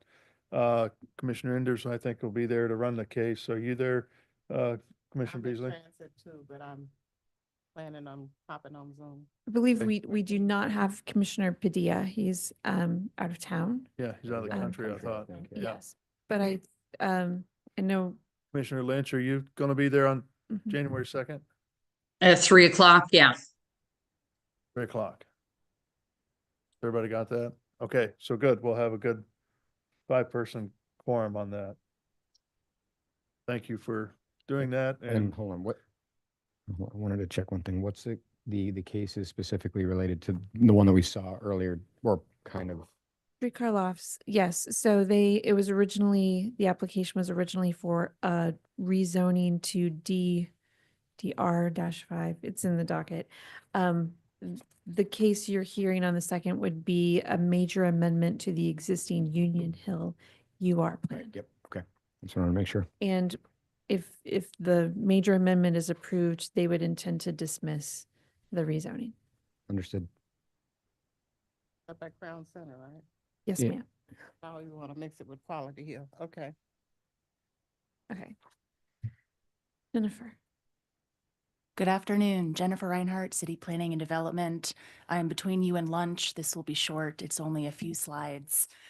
The idea was to throughout, or at maybe one question. So you're obviously new to the KC Spirit Playbook. You and I had the opportunity to meet a couple of weeks ago. Can you tell us a little bit about yourself and role with the KC Spirit Playbook as you move forward, please? Absolutely. Thank you. So I am the implementation manager for the Spirit Playbook as of August of this year. I've been with city planning for almost 2 years, and before that, I worked for the city of Detroit. So I'm happy to be in Kansas City, closer to family, and Better weather, I hope. yeah, and hills. Okay. Thank you. So the idea is to perhaps come before you all multiple times to share updates on specific items of the playbook. The first item or first update is about the evaluation criteria that is part of the playbook as adopted by council in 2023. Staff has been working internally to work through our process and communication with the development community as they submit applications, how the evaluation criteria is used with staff comments, and then which goes before you in the staff report. So this is just to share some of the proposed changes and answer any questions that you all might have about what is communicated to developers and how staff uses these specific criteria. Again, that's in the playbook as adopted by council. So I prepared a very short presentation. Just a very brief overview. Aren't advancing on the shared one. I don't know what to do. Alec, are you back there?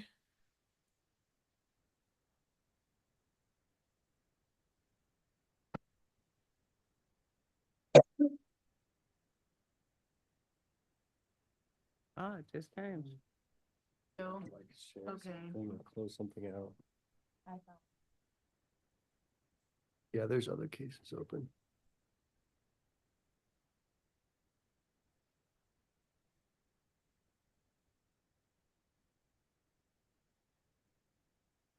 You're just trying to share this Mhm. presentation.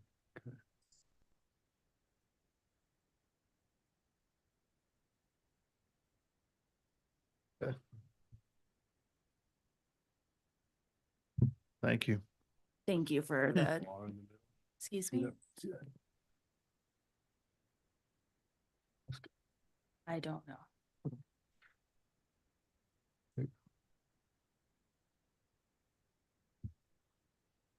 I'll be better for our next presentation.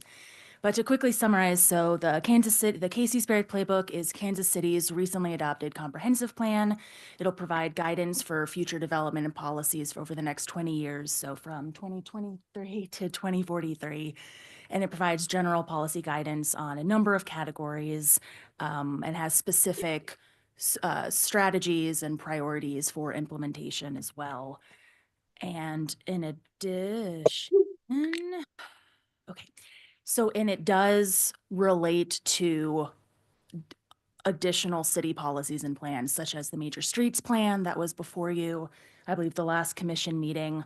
The city planning and development will be doing area plan updates next year. So this will also kind of inform and guide that.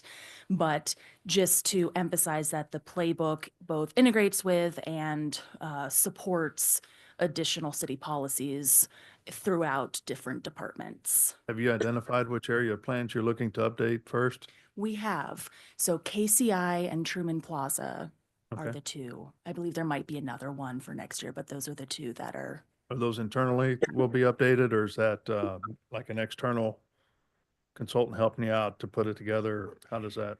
So the city staff will be leading the efforts. There might be additional consultants brought on for certain things such as community engagement or any additional analysis, but Sure. city planning will be leading those efforts. Okay. If I might, my neighborhood is Truman Plaza. We've been notified that it's coming. Okay. Are you going to participate as the CPC representative? No. No, as the president of the neighborhood. Oh, nice. Oh, okay. So there are several components of the playbook that will have an impact on development in the city. These are three things to highlight right now, one of which is an administrative regulation put forth by the city manager mandating that all city departments must take playbook recommendations and policy guidance into consideration as they work on their own policies and priorities. The second image is the recently adopted citywide business plan that includes several metrics that each department is tracking on a monthly basis. One of the metrics for city planning and development is how development projects are in alignment with the KC Spirit Playbook. So that is a specific metric that we will be reporting to council on monthly. And then that final, excuse me? That okay? Oh. Sorry.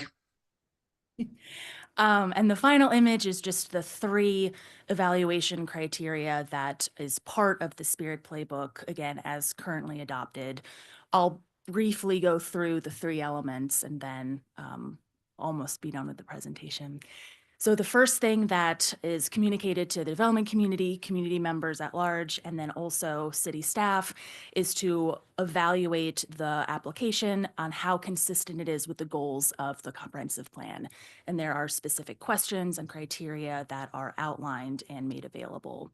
The second is more of guiding principle of how this proposed application, is it good designed? Is it, it outlines desired characteristics for all development in the city. And then the third, the development form and context guideline, is very form and context specific. It recognizes that not all areas of Kansas City look alike. So there's that additional lens of evaluation to see if it's appropriate for its current location. And we're working on a set of illustrated, easy to use, highly graphic set of guidelines that will be used as a resource, again, both for members of the public, development community, city staff, policymakers, just a very visual guide. As we started to think through the specific metric that's being captured, we recognize that definitions, clear, transparent definitions are very important.